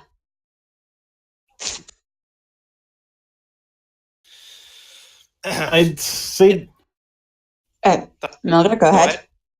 I'd say the only issue I had with the suit designs in either sense was when it came to Patran, and that mostly has to do with the fact that there was too much white. Yeah, that is one thing. And that is one major difference you can tell between the two teams. The Lupinrangers had a lot of color, while the Power Rangers didn't have as much. Not to mention, they were both thematic. They were both thematically matching their motifs. Yeah, sure. Because with the Lupinrangers, you had full-on trench coats, whereas with the Patranger, full-on trench coats and top hats that turned into the visors. And with the Patrangers, you had full-on police outfits with even especially with the shoulder pads and the tie. Yeah, and the tie, and their visors were police hats. Their transformations were simple, but they were still unique. There were nice touches like the shoulder pads forming on the patos and while the Lupin and had the hats form on them, and with the neck piece tying itself together like a bow tie. And we should also not to mention, I loved the whole thing with the actual henshin, like the calling cards turning into the actual symbols for the Lupinrangers, and the police IDs turning into the symbols for the Patrangers. I agree with that. We should also quickly mention the mechs. The mechs are. I think the mechs aren't exactly interesting. The mechs aren't the best, admittedly. Honestly, if you ask me, the Patos kind of got it worst, while the Lupins definitely got the better looking mechas. Lupin Kaiser definitely looks a lot better than Patkai. Yeah, and all of its combinations look a lot better. Good Cool Kaiser VSX notwithstanding. I was going to ask, what about the one where what about that merged mech? Worst cluster ever, in my opinion. Yeah, there is one massive issue I have to bring up with the merging mech. Pink's rod sticking off to the side. Yeah. On the leg, and not to mention the toy doesn't usually mesh well together too. Same with the X-Changer. And not to mention the movie Lupin Rex, the movie exclusive mecha. That design alone was amazing. Yeah. Ooh, we should probably also mention Goody real quick. Ooh, Goody. Real quick. What? Check the grinder. I don't get it. That's Kaitou. I know. You still don't get it, dude. Okay, let me see. Oh, apparently there's a Neo DN driver? we'll talk about that later, or Flutter. But Alright. Goody was definitely an interesting sort of upgrade, given the Yeah. fact that he basically for both teams. Yeah. Same for Jackpot. Yeah. Although a Jackpot, I'm still going to go behind the Furies that if Keiichiro used that, he would have duplicated. Most likely. Because with Good Striker we got Patran Yugo. With Good Striker we got Patran Yugo and the three Lupin Reds. Whereas with Jackpot Striker we got Tricolor. Oh, you mean Lupin Neapolitan? Yes. Yeah, Lupin Neapolitan for Tricolor. But actually, should it be Neapolitan is not a bad thing, Anya. It's Neapolitan ice cream is awesome. Me and my sister have all the time. Shouldn't it be Patran Neapolitan and Lupin Sherbet? Melja? Don't spoil my fun. No, it was just okay. Fair enough. Anyway, Guys, can we wrap this up already? I'm starting to feel a bit tired. Sorry. Yeah. So, the bottom line is Lupat a good series? Yes. yes. Is it perfect? No. No. It lacks in several areas that include the villains and the pacing in certain areas. Because not everyone got a good amount of development, and you can tell at certain points that some ideas were changed. But still, you would never put this on the bottom list of any Sentai. No. Honestly, the thing that keeps you watching Lupat is the characters. The characters are very enjoyable and very likable. Mm-hmm. And none of them are really like one another. No, they're all unique. They're all uniquely distinguishable. This was an experiment, yes, but was it a terrible experiment? No. Uh-oh. I feel that you should watch this, but be prepared for flaws and issues. Yeah. Also, one last. Oh, sorry. Go ahead. My letter rating is I'm giving this a B. Same here. All right. Mind if I say something real quick? Yes. All right. For me to give my first little thoughts on the series overall real quick, I was never bored with this show. I thought it was a lot of fun overall. While some episodes were not that great, I still enjoyed the show overall. Yeah. Same here. Yeah. Also, I will say, another thing I will say about the show real quick, it did try to break up a lot of trope of the previous Sentai, and for being the first attempt at doing so, it was not a bad one. No, as well as bringing some back, the whole crucifixion thing and the unmorphed roll call. Yeah, and that's not even with the fact that this was a 2-team in 1 Sentai, which I will give the show credit for. So overall, this was a good attempt at doing something new for Sentai. I hope they continue to try new things.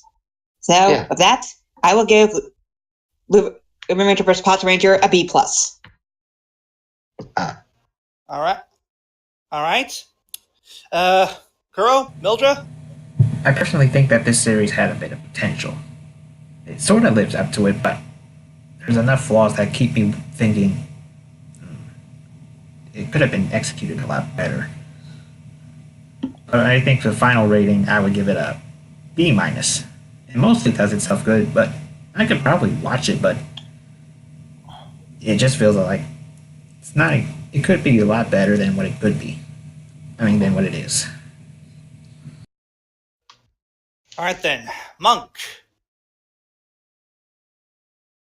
The reason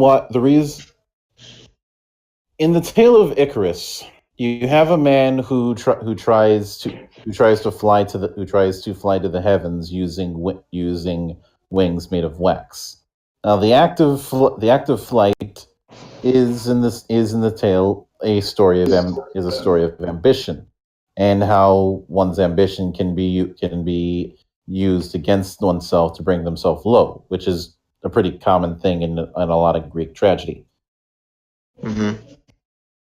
With the story ideas that they wanted to play with for Lupat are extremely ambitious, which is admirable. But the thing about ambition is that it requires commitment.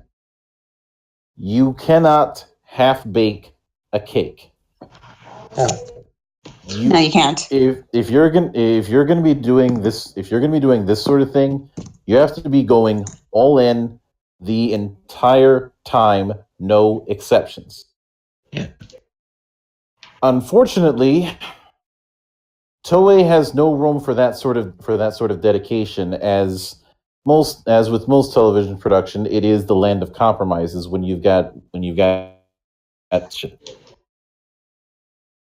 Mm-hmm. This is always why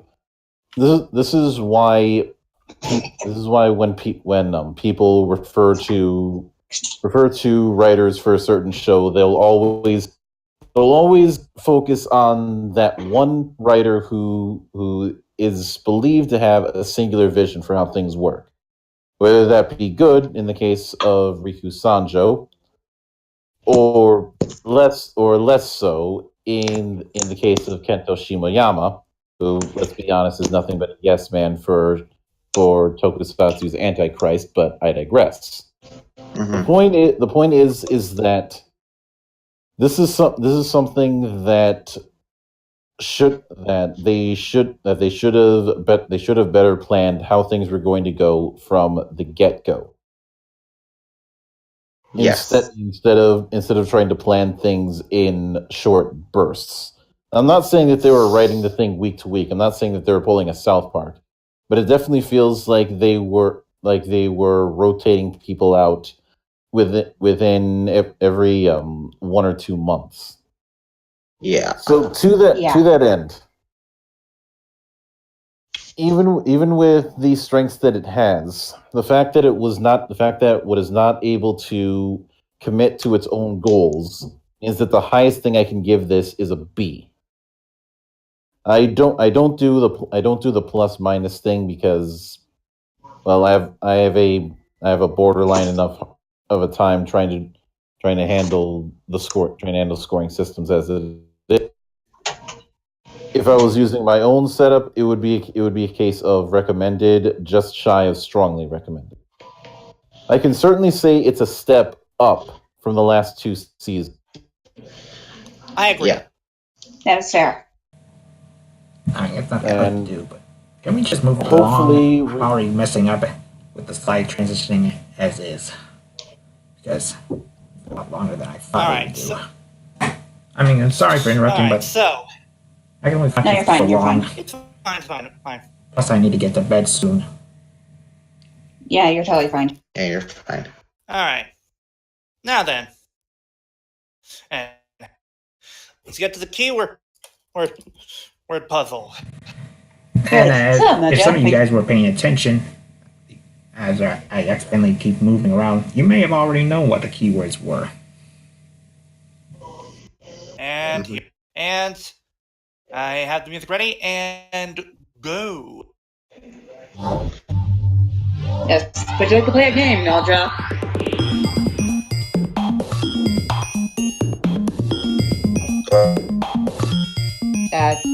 Meldra? For the time being, because I had to come in late, I am abstaining this week. Alright. Okay, fair enough. First keyword. Chuckle. That's the keyword. Light. Daigo no keyword puzzle. Second. Okay, chuckle, light, affection. Light. Okay, chuckle, light, affection.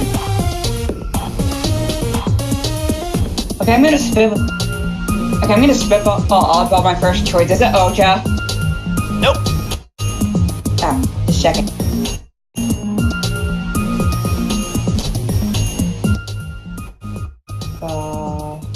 Butter? You got anything?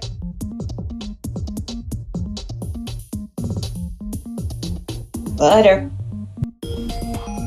I think his mic is being its mic. Okay. Flutter, if you're trying to talk, I can't hear you. Your mic fucked up. Again. For the 4th time this week. Okay, and now it's Okay.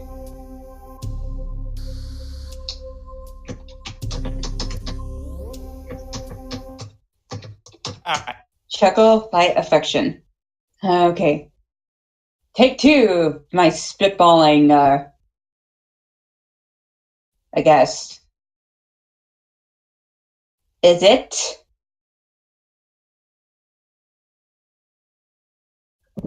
Okay, Flutter's guessing enter. Nope. Okay, Spitball take 2. Is it Bosco? Ah, Ah, damn it. One more. Well, how was I supposed to know that, Flutter? I got nothing, so don't bother asking me. Plus, I'm tired already. This. No, you're fine. Okay. Guess number 2 for Flutter is Ryuga. mm-mm. Okay, I got one more guess.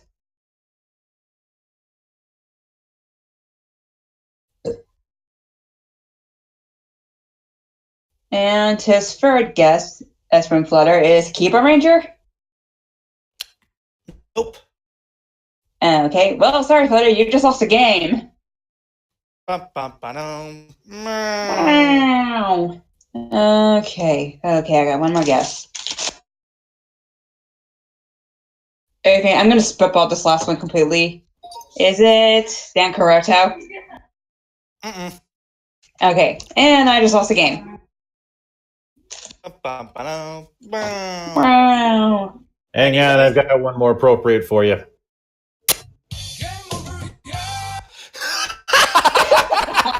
Yes! Alright, so let's wrap this all up. Yes, let's.